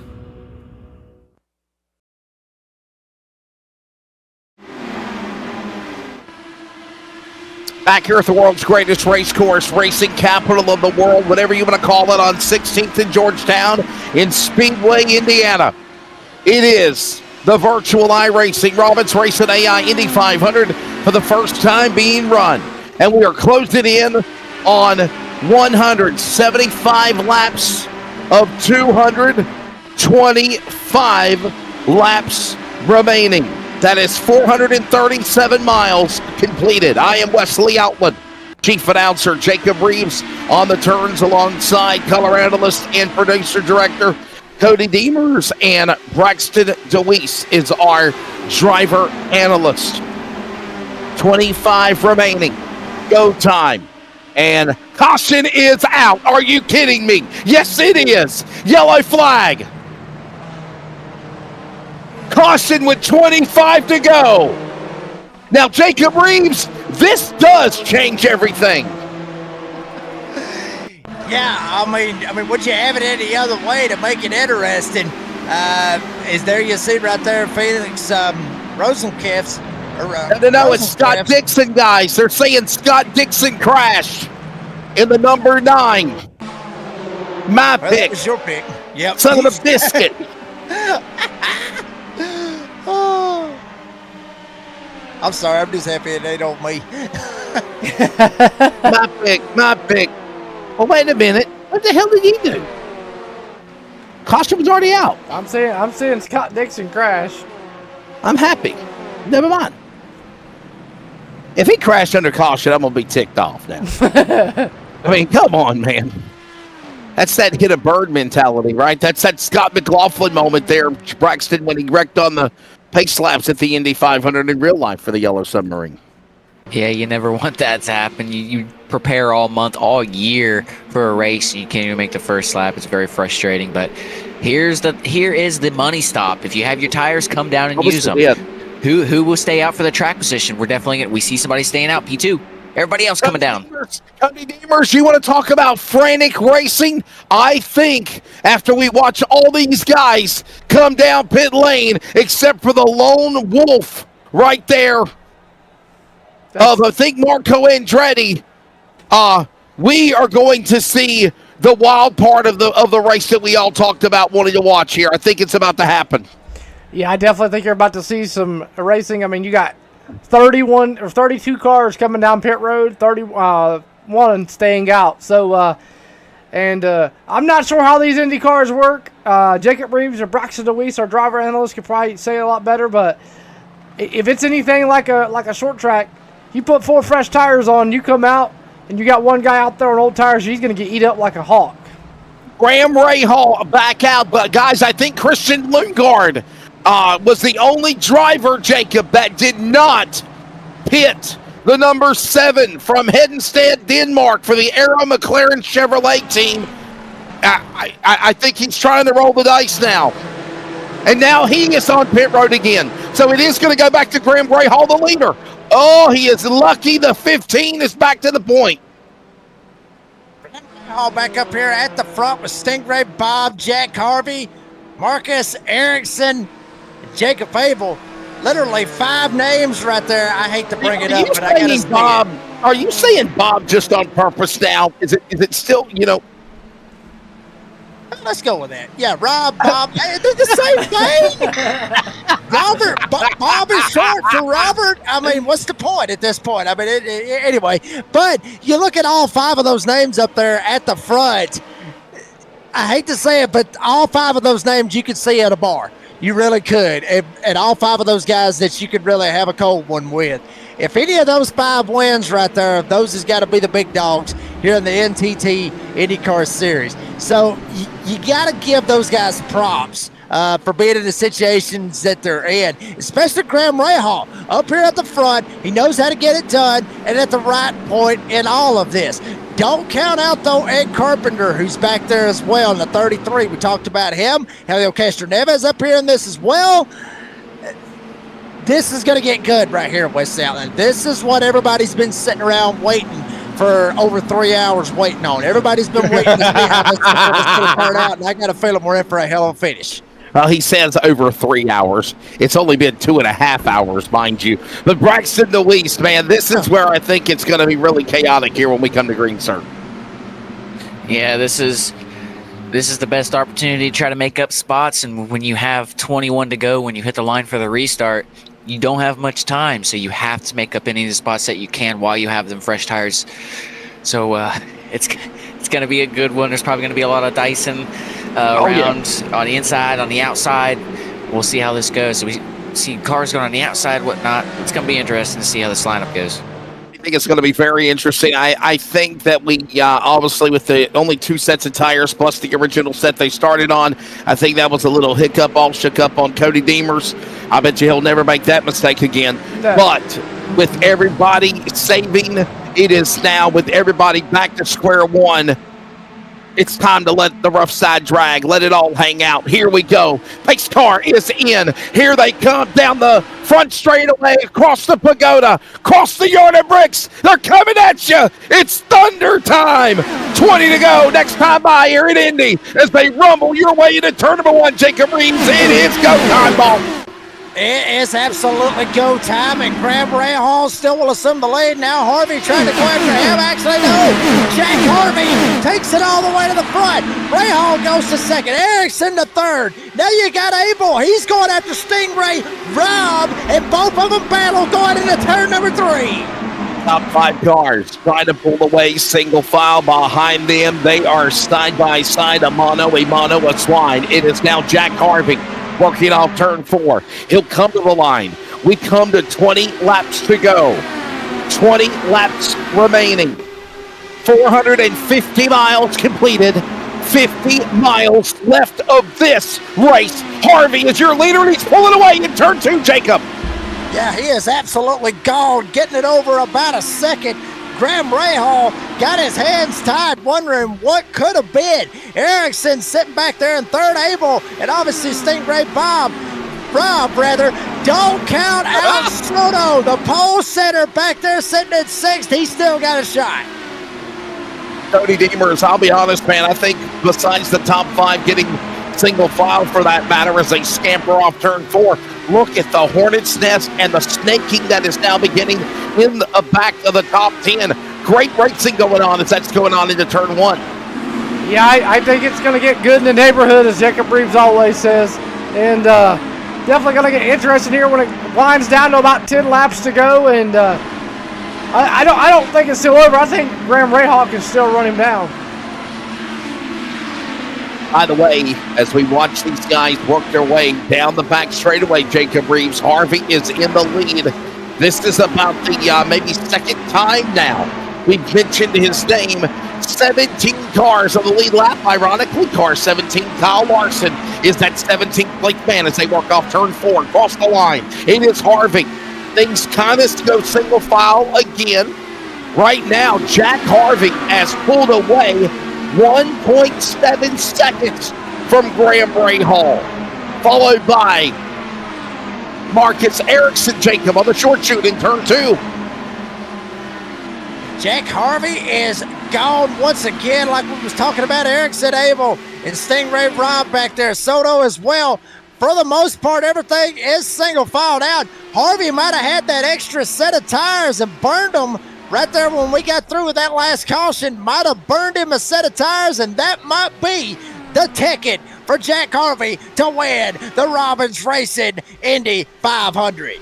So I don't know if there's a way if our producer Cody can put a track map up on the screen, but if he could, you could literally see where the leader is in his own world in turn number 3 and 4. Jack Harvey is gone, man. Nobody is catching this guy. Hang on, I'm trying. Hang on. 17 to go. Harvey, Rahal, Iracing, Abel. All of these guys working their way around the racetrack, and we're keeping an eye now on the man that is leading. Gone. Just absolutely gone, Jacob. And I bring in Braxton Deweese, our driver analyst. There it is. Asking you shall receive. Look at the interval now. Harvey is checked out, Braxton. I mean, this is the perfect time to get up in the front. Yes, it is. If there's any time to be up front, now is the time, as you have 16 to go, coming to 15 to go next time by. There's no time to mess around. This is what you prepared all year, all month for, is this moment to try to go for the win in the Robbins Racing AI Indy 500. This is where it all unfolds. And we're watching from all the back cars in the back now as they work their way again across the start-finish line. 230, 240 miles an hour. All comes down to this. All of the preparation, all of the practice and the qualifying and the bump day. Jacob Reeves now leads to Jack Harvey up in front as he works his way down the front straightaway. It will be 15 laps to go. 15 to go. That is, if you're doing the math, 30. Well, I mean, obviously when they come to 10 to go, it's 25 miles remaining. So you're literally knocking these miles and the distance quickly as we see more racing going on, Jacob, as they work their way again to you in turn number 1 and 2. Yeah, I mean, one thing about that you don't want to see if you are Jack Harvey is that right there, a caution to come out and really throw a wrench into this thing. He did not want to see that. They're saying that it is a massive crash. I'm not sure. Marco Andretti, Ed Carpenter, Santino Ferrucci, Kyle Larson, Ryan Hunter-Ray, Declan DeFrancesco, Connor Daly, Callum Ilott, Colton Herter, Louis Foster, all involved on lap 186. A big wreck here. We're trying to find the replay. My goodness. It sounds like a big old wreck if there was a lot of people in it, especially with some of the big heavy hitters like you were talking about with Kyle Larson and Ryan Hunter-Ray and all those guys getting involved in that. We'll see if maybe we can get you an instant replay, see kind of what happened. Yeah, I'm not sure. It's now saying that almost the whole damn field crashed, and I don't see it. Yeah, I can't find it either. Yeah, I can't find it, man. Wow. I mean, now it's saying that Renus VK, Christian Rasmussen, Marcus Armstrong, Elio Castro-Neves. I don't know. I think we have broken the server. maybe there's a caution out again or something. I don't know. We're going to take a break, though, because we want to cut back when we go back to green and get you to the finish of this one here at Indy. But my question is, though, driver analyst Braxton Lewis, if you got tires, which I think is doubtful, do you pit? I don't think anybody's got anything left. Do you? I don't. If there was maybe 30 to go and there was a lot of laps on the guys' tires and they didn't have another set, then I'd say yeah. But I don't think the difference is going to be big enough to be able to make a huge difference to get to the front. I think if you're in the lead, you're in a real good spot, even with this restart. Jack Harvey, Marcus Ericsson, Jacob Abel, Stingray Rob, Takuma Sato. Your top 5. We're taking a break. We're back in just a moment from Indy. Community Radio Network.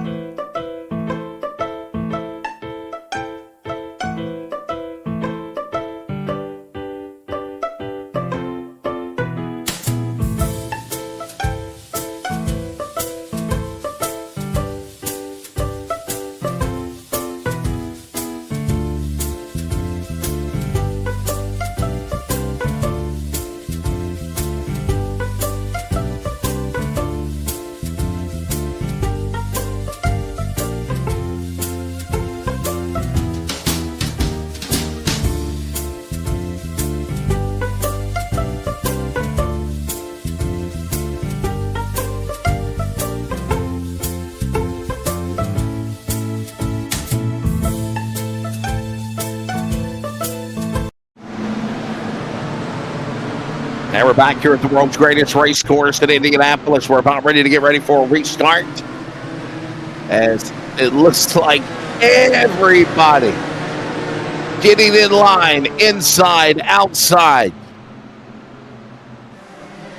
Graham Rahal trying to win this race. It will be 11 laps to go when we come back for the green flag inside the restart zone.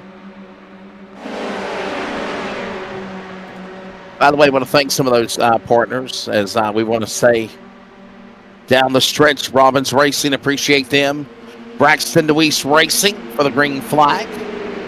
Stagger Promoter Sports again for your weather sponsor, and the Community Radio Network, WeAreCRN.com, and the Restart Zone. So thanks again to all of them. All right, here it is. Pace car heading into the short chute of the 8th mile. Through the short chute, the quarter mile turn number 4. Pace car is about to hit pit road and get away from this field of hungry flyers and their kaleidoscope of colors. A back across the yard of bricks. 11 to go. Ready to go. Coffin Simpson, Harvey, Rahal. 4 down the middle. By on Stingray, Robin, Kumasato, who dominated the first part of this race. 100 miles. Taking big turn 2. Now Simpson holding down the lead, but for how long? Jack Harvey did not want to see that caution a while ago. And guess what? He's going to try to see if he can take it back. Down to the inside. Gets the draft. Simpson can't even throw the block on him. Jack Harvey to the inside. Here comes Graham Rahal, but Simpson shuts the door on Rahal. 25 miles remain. Here they come with Kyphin Simpson in the lead. Not anymore. Harvey, Simpson, photo finish, dead heat at the line. 191 on the board, 10 remaining. It is these two guys going at it. Simpson, Harvey for the win in turn number 1 and 2, and Harvey's looking on with Rahal in 2. Oh, baby, come on, says Jack Harvey. What could have been, but it still ain't over yet. With 10 laps to go, Jack Harvey better watch his back door. Graham Rahal back there as well. Marcus Iracing shot around him. He'll go to 3rd. Rahal goes back to 4th. Jack Harvey watching Simpson. Both of them slide right there a little bit in 3 as they work their way back to the stripe. Kyphin Simpson from Grand Cayman Islands and that Journey Rewards Chip Ganassi Racing Honda Delar. He has now been the Pied Piper at the late rally to lead. That beautiful looking machine. Simpson in front. Harvey, Rahal, Abel, Ray Robb. It's like a massive law firm at Indy ready to go, and we're in single digits, 9 to go. They're in turn 2. Yeah, Simpson still holds on to that lead with Harvey there in 2nd place. Not too far back, about a second, give or take. Now it starts to grow a little bit. Harvey, Simpson, they're still going at it, as well as the others back there with Graham Rahal. Obviously, he got bypassed by Iracing not too long ago. And Billy Bob, Ray Robb back there in 6th as Simpson leads him off 4 once again. Can you, are you not surprised that we're seeing this guy like Blake Possum all day? Like Simpson's been back in the top 20, top 15. Hit strategy puts him up in front. Late race caution gives him the lead now with 8 to go.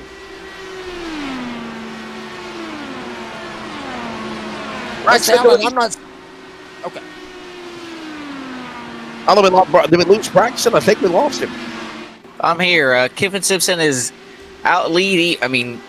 About over a second and a half, getting close to about 2 seconds. He's in a perfect spot. He just has to keep doing what he's doing, and he's going to come home with this win as long as it stays green. Gotta hold on to that spot right now. This time by 7 laps to go. It is Kyphin Simpson pulling away in that Journey number 8 entry. Right now, in the top spot, Harvey, Iracing, Rahal. Anybody could win this race, Jacob Reeves, and right now, they're just playing mind games with one another. For one guy to slip, he capitalizes, but not they're doing it yet in 2. There you see right back here in the back, a little bit of battling going on with Ed Carpenter back here trying to salvage what he can get out of the rest of the day. So Ed Carpenter back here battling as well. Simpson actually starting to grow that lead Jack Harvey, like I said a while ago, he's got to be sitting there going, what if? Why did that caution come out? It absolutely screwed me here in this race. Simpson hits the line, 6 laps to go. Jack Harvey, there he is. He's losing Simpson. Simpson has over a 3-second lead. Cody Deemers, I cannot believe we're watching. Here's another guy that's kind of hung back in qualifying all week. Yeah, he's definitely not been the guy that's been up on the top of the pylon the entire week. And here he is when it matters the most, coming down the front chute. 5 laps to go. And can he hang on is the question. 5 remaining. Hyphen Simpson in the lead. Jack Harvey in second, followed by Marcus Iracing. As he works his way again to you, Jacob, in turn 2, just clear selling. Yeah, I mean, this is all Kyphin Simpson needs right here. And the bad part about it is possibly could end up playing a factor here. Caution could come out. That could spoil everything for Simpson, and then he could be in the situation that Jack Harvey was in not so many laps ago. But Simpson not worried about that. He is driving the wheels off of that number 8. He wants to get to the white flag and not have to worry about a caution coming out. 4 laps to go. There is 10 miles remaining now. 490 miles completed. It is Simpson in the lead, followed by Harvey, Iracing, Abel, Ray Robin. There's no change, Jacob, in top 5 on the back straightaway. Simpson still holds on to the lead now. He's starting to grow it, maybe not as much. Jack Harvey has eased up on that gap, kept it at about 3.2. Iracing about another second, 2 seconds rather, back from Jack Harvey. Simpson still holds on to the lead as he tries to come to the line this time with 3 to go. Braxton Deweese, we're watching now. I think this domination by Simpson, I didn't think we saw something like this from somebody now with 3 remaining. No, he's definitely came at the right time at the race to take the lead and pull away. I mean, he knows he has the speed and he knows he has the gap. He just is hoping that it stays green, the caution don't come out. You know, he's hitting his marks. We've seen multiple leaders so far, Scott Dixon and I believe Christian Rasmussen in turn 3. They went in the grass. That could have been something a little with trying to get on the access road strategy or whatnot, but he's coming to 2 to go. Hopefully he can keep it together here and stays green. He'll get the win. And the popsicle sticks are about to be brought out of the freezer on this hot summer day for the opening weekend of summer 2025. Cody Deemers, there is 2 laps to go, and it is looking like all Simpson to make history here for the first-time winner of the Robbins Racing AI Indy 500. Yeah, he's played his cards right, done it when it matters most. Kyphin Simpson hasn't been the fastest man at all the entire weekend, any of the days. But he's the fastest guy here as he works through 3 and 4, Jacob Reeves. Right now, actually, they're going to be coming off of turn number 4 down the front straightaway. They'll be looking for the W Energy 1 to go. It all comes down to this. Almost 2 hours, 50 minutes later. White flag in the air as they cross the yard of bricks. 1 lap to go. The Robbins Racing Indy 500 down to the final 2.5 miles. Jacob Reeves and Simpson looking to make history in turn 1 and 2. Kyphin Simpson is getting on it now, 3.5 seconds over Jack Harvey. Now he's going to catch a little bit of lap traffic, take the toe off the lap traffic. Lap traffic will give way to the top side. Kyphin Simpson in 3 and 4 to go for the win. I would not even try to fight any of the lap cars in front of me as a pick. He tries to methodically get by them 1 by 1. Ironically, he runs down the pole sitter of Scott Dixon. Here comes Kyphin Simpson. Here he comes, ready from the Cayman Islands. Kyphin Simpson wins the inaugural Robbins Racing Indy 500. The Journey rewards Chip Ganassi Racing Honda Delara. Kyphin Simpson wins. And I don't think anybody was expecting this to happen, Braxton Deweese. Unbelievable. No, he definitely wasn't a name that was up in the lead all day. It was Graham Rahal And at late, it was Jack Harvey that was running away with it. But Kiffin Simpson, he played his cards right in the strategy, and he used what he had learned throughout the entire race to put himself in a spot to be in the lead and come up with the win there in the first annual Robbins Racing AI Indy 500. An absolute perfect job by Kiffin Simpson here at the end. In almost close to 3 hours' time, Kiffin Simpson coming to the line, and he is the inaugural winner for the Robbins Racing title of the AI Indy 500. Cody Deemers, all the work, all the preparation, it all leads down to this. And again, it wasn't the exciting photo finish like the Wiener 500 provided. But Kieffer Simpson obviously put himself in a very good spot. Simpson did, and Kieffer is going to celebrate here with the win. And obviously, I know you said it might have been boring. Maybe we got to work on the strategy and logistics to change the format around. But when it's all said and done, you're always going to remember your first. And big props to the number 8 machine taking the victory. Yeah, definitely a lot of changing coming for next year. And first, for sure, got to play around with a little bit more. And the tire strategy deal was probably not the way to go. Definitely have to work on with Braxton and get that situated next year, and gonna be a fun. And it was a boring race, but I mean, it happens. You don't always have them. You don't always have them weenie 500s or winner 500s, and I'm kind of curious to see what Jacob Reeves' take was. Well, I mean, to be honest with you, Cody, I mean, it was a pretty good one, to be honest with you. I mean, the strategy came out the way that it did. Braxton was saying, we had no idea about this Kieffer Simpson guy. We had no idea, didn't even see him coming. And to be honest with you, if you look at where he started at, he started 19th, up 18 spots from where he was. Funny thing about that, right there at the end, best lap out of everybody all race. Ran a 41.534, hauling the mail when it mattered, and Kieffer Simpson gets the win. Absolute awesome race. AI race, sim race, real race, however the hell you want to look at it. A race is a race, and I absolutely love racing. I love motorsports, baby. It was a good one. And ladies and gentlemen, again, time of race just shy of 3 hours. 2 hours, 51 minutes, and 38 seconds when the checker flag fell. And without a further ado, here is a look at the results. We're going to go back on camera in just a moment, and we'll wrap things up here, and we'll get you set for what's to come here on Elevated TV, CRN for tonight and for down the road. But there it is with the, of course, music in the background, the celebration on Kieffer Simpson picking up the win, and the number 8 machine, Jack Harvey, will finish second. Marcus Erickson third, Graham Rahal fourth, Jacob Abel fifth, Giacomo Sato is sixth, Stingray Robb seventh, David Malukas eighth, Christian Lundgaard is ninth, and Elio Castro Neves, Jacob, will finish in the top 10.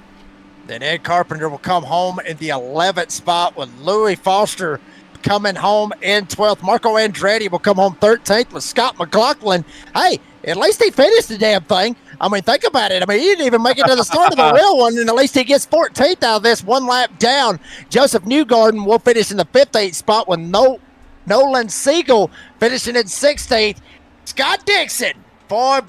Wesley Allen's pick did not pay out for him here this evening. He will finish 17th. Well, my boy, Young Money Kyle Larson finishing at 18th. Ryan Hunter-Ray will finish 19th, and the man of the people, Santino Ferrucci, will come home in 20th. At 21st, will be Devlin DeFrancesco. All these guys, multiple laps down or more. Will Power, 22nd. Connor Daly is 23rd. Robert Schwartzman, 24th. He led some time of the race and then fell back. Pato O'Ward, man, he struggled big time today. Had some likes at the beginning and then fell back. Alex below as well. Alexander Rossi, 27th. 28th was Callum Eilert. Colton Hearn at 29th. Renus VK is 30th. Rest of the rundown of 33, including Christian Rasmussen, Felix Rosenquist, and Marcus Armstrong. Only 5 laps down when the checkered flag fell. Let's take a look at the race summary presented by the fine folks of Blue Line Soft Wash. And there it is. for today's race. 8 total cautions and 25 laps. So 175 laps were under green, 25 laps under caution. This is what blows me away in closing, Braxton Louise, for you to give me your thoughts. 74 lead changes. Now, that's only at the Yard of Bricks at the start-finish line. That's not counting all of the other places around the racetrack where they might have been battling for the lead. You're taking today, my friend, as we wrap it up. Yeah, I think that's a pretty high number, to be honest with you. To see 74 lead changes, it's a good number to see. And granted, there were some from pit stops. There was a good amount of passes for the lead there, especially at the end. So always good to see that number up high. And it's not unlike Super Speedway. You know, you'd see something like that, like a Talladega or something with NASCAR. But with these cars, you have to get the run, you have to set them up, and you have to make sure you're doing all the things you're hitting all the marks a little bit better than the person in front of you, and you're able to get that lead. So pretty cool to see, and hopefully that can only improve from here. Well, that worked out a lot quicker than actually I anticipated. I thought we were going to have to take a break. We do not have to. And Braxton, thank you so much, man. Let everybody know where they can follow Braxton Louise Racing. And, man, have fun at Winchester this weekend coming up. And obviously good luck racing with Cody Deemers in the future for sure. Yeah, I really appreciate you guys giving me the opportunity to be in the booth. Well, somewhat. I'm running around over here virtually on the pit road, but I appreciate you, Wesley, Jake, Cody. It was pretty fun to be in the booth here with you guys. But you guys can go on to Twitter, X, whatever you want to call it, and Instagram, both Braxton D Racing over there. My YouTube channel is Braxton D Racing. I have one video up and a bunch of live streams. The video I have up is me racing testing a hydroplane for the first time, and this week I'm gonna be making a whole weekend video with Cody and Anderson, so I'm going to be doing something with that, trying to get an order of editing some stuff and getting rolling with that. But I appreciate everybody who tuned in and supported. It was a fun one. It's a different world in the broadcast booth, trying to anchor a 500-mile or whatever it is that we do, right? I mean, you got a newfound respect for what we do, brother?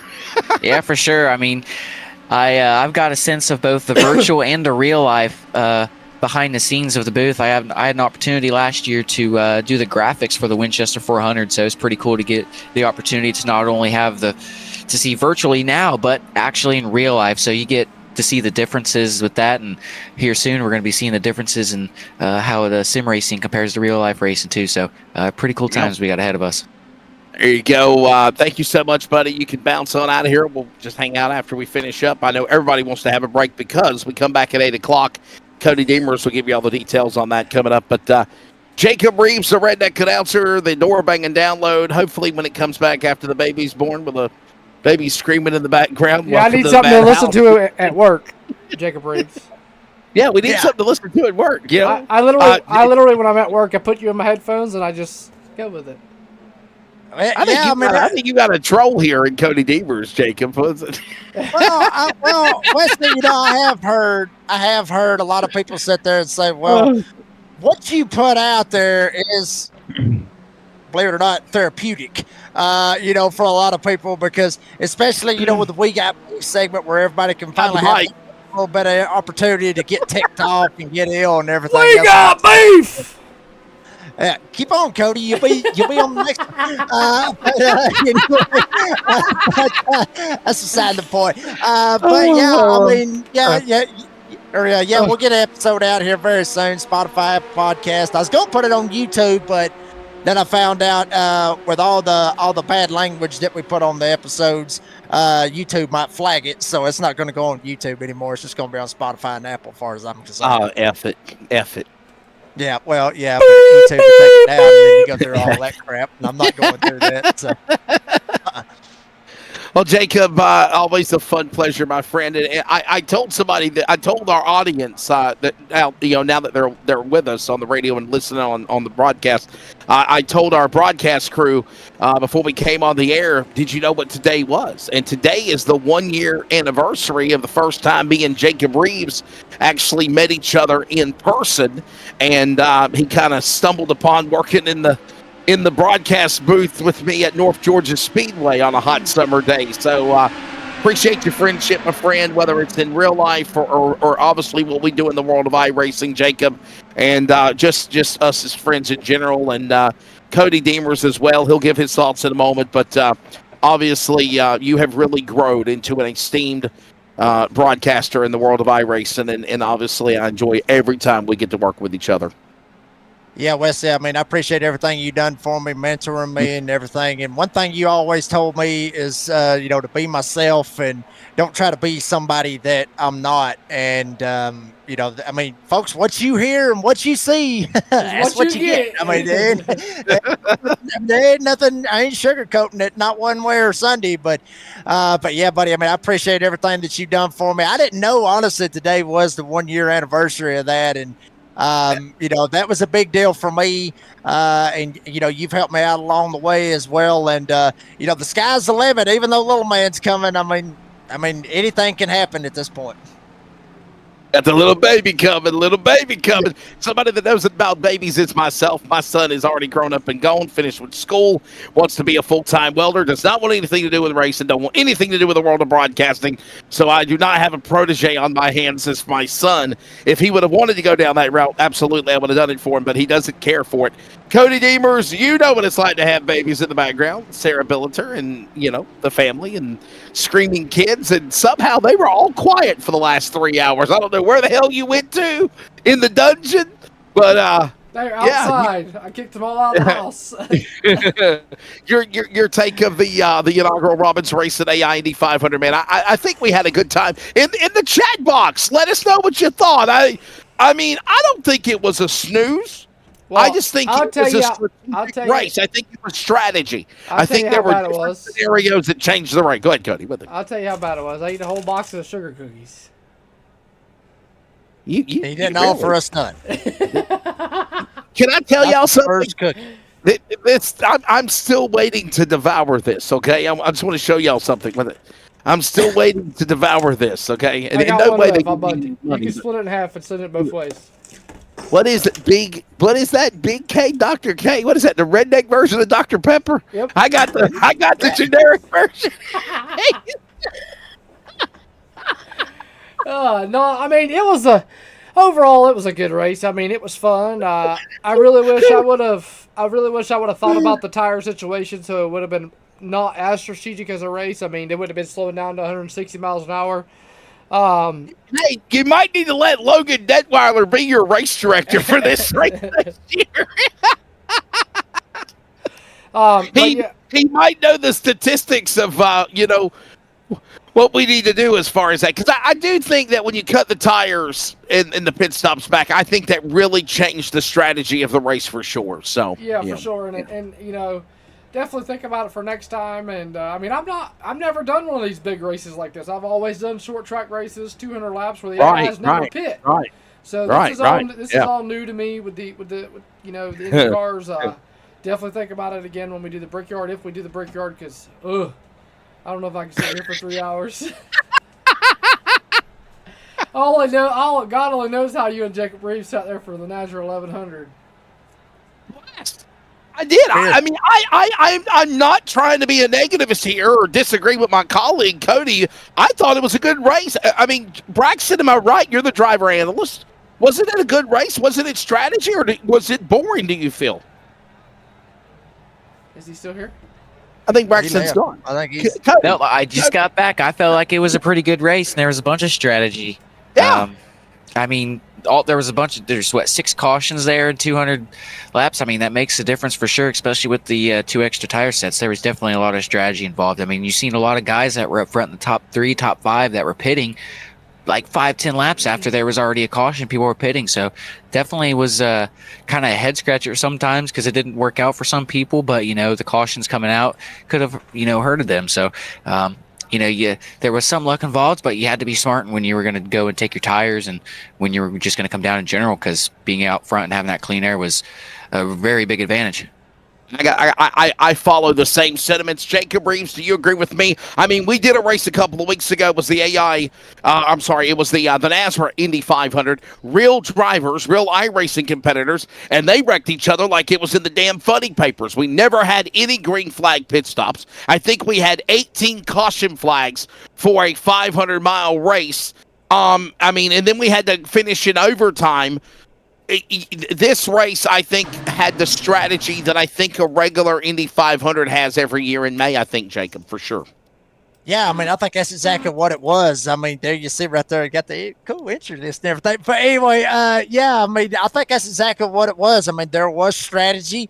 And to be honest with you, I'm all for how Cody set it up because it made, even though the AI, I mean, it's like I said, I mean, hell, they're almost smarter than what we are, but it made them think. It made everything, you know, it made the strategy and everything play out way different than anything we've probably ever seen before. And that's one thing about that is that, you know, the Indy 500 has always been about strategy. It's always been about speed. It's always been about surviving, but it's also been about strategy. And there was a lot of strategy that played a factor into how all of that worked out. It worked out for Kyphon Simpson. He was able to be at the right place, the right time, not the dirty air, and he was able to pull it off and get the win.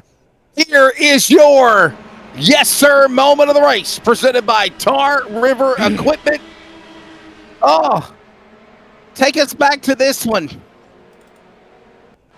This is when Kyphon, who the hell are they? Colton Herta and crashed. Felix Rosenquist. This is when Colton Herta and Felix Rosenquist got into one another. And they're going to call this the yes, sir, moment of the race. I don't know if I necessarily agree with that. I think Kyphon Simpson's strategy going to the lead and winning the race would be the yes sir moment of the race, but I don't pick them. Tar River Environmental, established since 2019, and the yes sir moment of the race. So there you go. All right, guys, back here in the broadcast booth. Final closing thoughts. We heard from Braxton Deweese, our driver analyst. Jacob Reeves again. I hope we do this again. Thanks to Robbins Racing. Cody Deemers, the boss, is over there. He would be the guy to make the decisions. But I had fun. I had fun. I think I had more fun calling this 500 than I did the NASRA Caution Fest 500. Jacob, would you agree? Maybe? Well, I'm 50-50 on both of it because one thing, I don't want to piss off Cody and I don't want to piss off Brady. So, I mean, I'm kind of stuck in the middle on that, to be honest with you. But, no, in all honesty, there was a lot of green flag racing into this. And, I mean, it was a good race. It really was. Like I said, the strategy really played a big factor in it. I mean, all that played a big factor in it. And it's like I said, you got to be in it to win it. Like I've said before, you got to be in the right place at the right time, be in the position to be up at the front to have a shot to try to win the race. And Kyphon Simpson, we didn't talk a whole lot about him all day long. And out of nowhere, right there with about 10 laps to go, bam, there he is. And got around Jack Harvey. And Harvey he had nothing for him. And then Kyphon Simpson not only won the race, he pulled away and left them and took off and took the win. That's how you do it. Obviously, it's been a fun time working with driver analyst Braxton Deweese, Mr. Jacob Reeves, the redneck announcer, the door banging download on all podcast platforms, outlets, and, of course, Wesley Outland here with you as your chief announcer. I had a blast. It was fun. I want to say thank you to everybody. You can follow me at Outland Wellesley. Thanks to Cody on Facebook. And I am going to go down to the color analyst, the host, and the creator of this madness, Elevated TV, Mr. Cody Deemers. Cody Deemers, take us home. Your final thoughts and what's to come down the road tonight and for future broadcasts on Elevated TV, sir. Well, we're definitely going to try to bring the Indy 500 back next year. We also got Moonshine. 8 sets of tires. 8 sets of tires. 8 sets of tires, yes, for sure. We got the Moonshine 125. I know Jacob Reeves probably likes that name. Moonshine 125 tonight for Leadfoot Racing League at North Wilkesboro. And no other place to do the Moonshine 125 than where they used to run Moonshine that started North Wilkesboro. So I know Jacob Reeves is going to be excited for that one. Also got the Thunder Road Harley Davidson 200 coming up. I've been talking to Scott Shives behind the scenes and here during the race, and he said to let him know what the schedule of what me and Wesley plan, and he'll see if it works around his schedule, and if it does, he'll come do it with us. If not, if we just can't get him in here, then we'll try to get Jacob Reeves in here, as long as he ain't on dad duty at that point, because the baby will be here by then. And So, but yeah, and don't forget, I mean, we got the Fireman's Birthday Bash coming up. We're bringing back the Christmas Clash. Me and Wesley had fun doing that last year at Langley.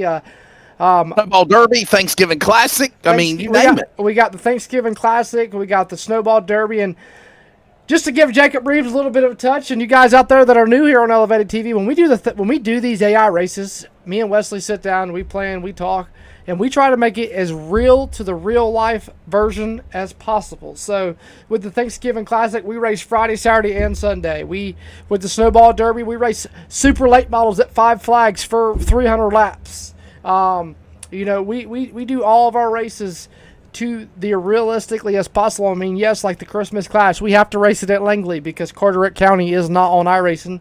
I think that's coming. I really do. When the New Year's Bash for Dylan with the street stocks, we did it at New Smyrna instead. Yeah, that's going to be coming back this year. Also, I'm working on some things. I've been talking with some guys that run Winchester and own Winchester. Winchester Speedway in Winchester, Indiana has been scanned for iRacing. And if it comes on iRacing, it is supposed to, cross our fingers, guys, it is supposed to come on iRacing in November. If that happens, we will be doing an AI Winchester 400.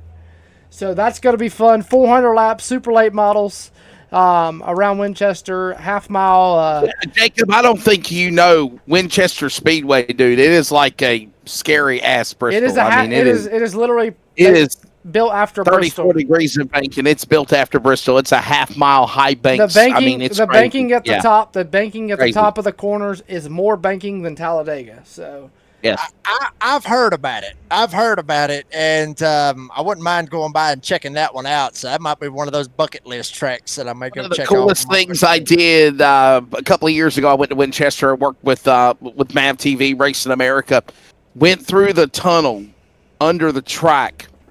And there's actually the tunnel at the crossover at the flag stand, and it says through these gates are the world's fastest drivers or the bravest drivers. World's bravest drivers. Yeah, something like that now.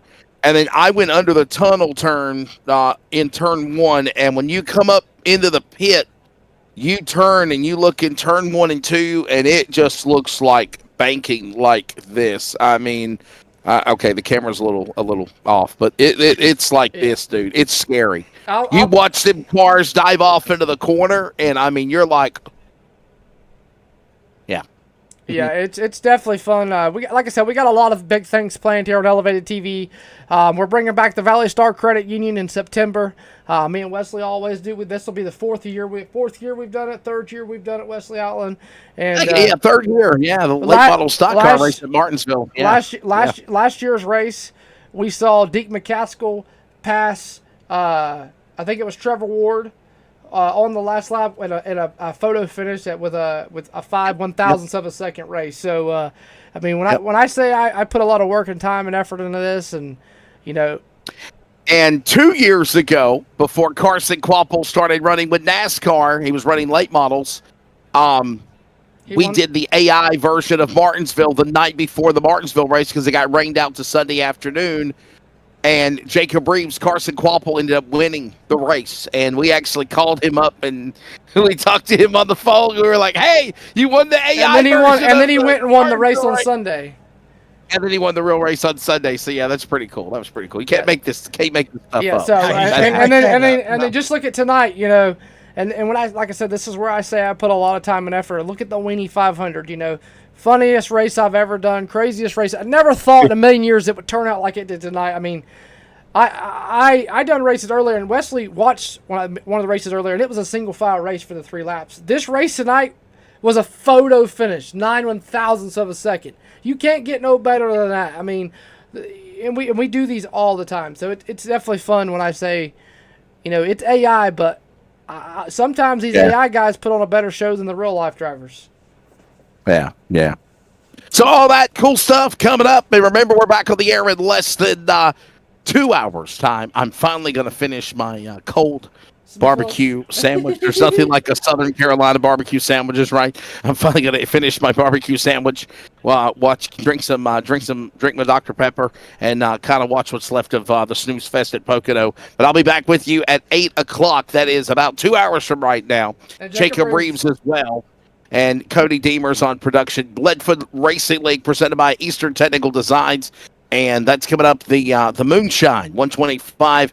From North Wilkesboro Speedway. Always a fun time. We hope that you have enjoyed it. It's one more look at the world's greatest race course, the Indianapolis Motor Speedway.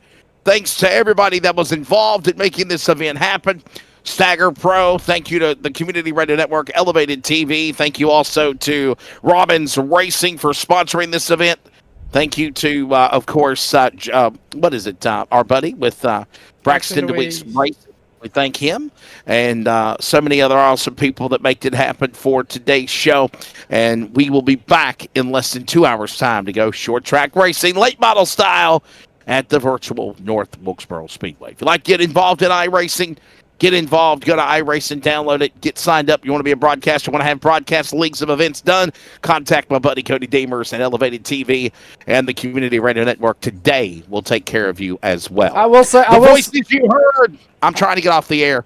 The voices we heard. What do you want to say, Cody? I'm sorry. I'm ready to eat my barbecue sandwich. You're fine. Okay? You're fine. I'm hangry. No, you're fine. You're fine. I was just gonna say we're not taking any broadcast obligations now due to Meet Real Life Racing. There you go. Okay. But we will be taking obligations starting the winter. So don't nobody contact him till after October, I guess, something like that. So there you go. I apologize on that announcement. No, you're good. October, you can kind of reach out to them about the leagues. But they do have the Leadfoot Racing League on Sunday, Four Wide Motorsports on Monday, and these special events as well, all coming up. So don't forget to plan to join us. Again, on the back straightaway, the redneck announcer, Jacob Reeves, our driver analyst, was Braxton DeWeese. Phenomenal job by him. For Cody Deemers on production, and of course in the color analyst seat, handling all the production, radio, video-wise, for your audience viewing pleasure, listening as well. This is Chief Announcer Wesley Outland thanking you for joining us. Kyphin Simpson, the original inaugural winner of the Robbins Racing AI Indy 500. We'll do it again at the world's greatest race course soon on 16th in Georgetown for the second edition in 2026. Thanks for listening. Thanks for watching. And we will see you later for the race at North Wilkesboro. This copyrighted telecast may not be reproduced, retransmitted, or used in any form without the authorized written consent of Elevated Broadcasting. Elevated TV would like to thank all of our fans for your continued support, and we hope you enjoyed today's broadcast.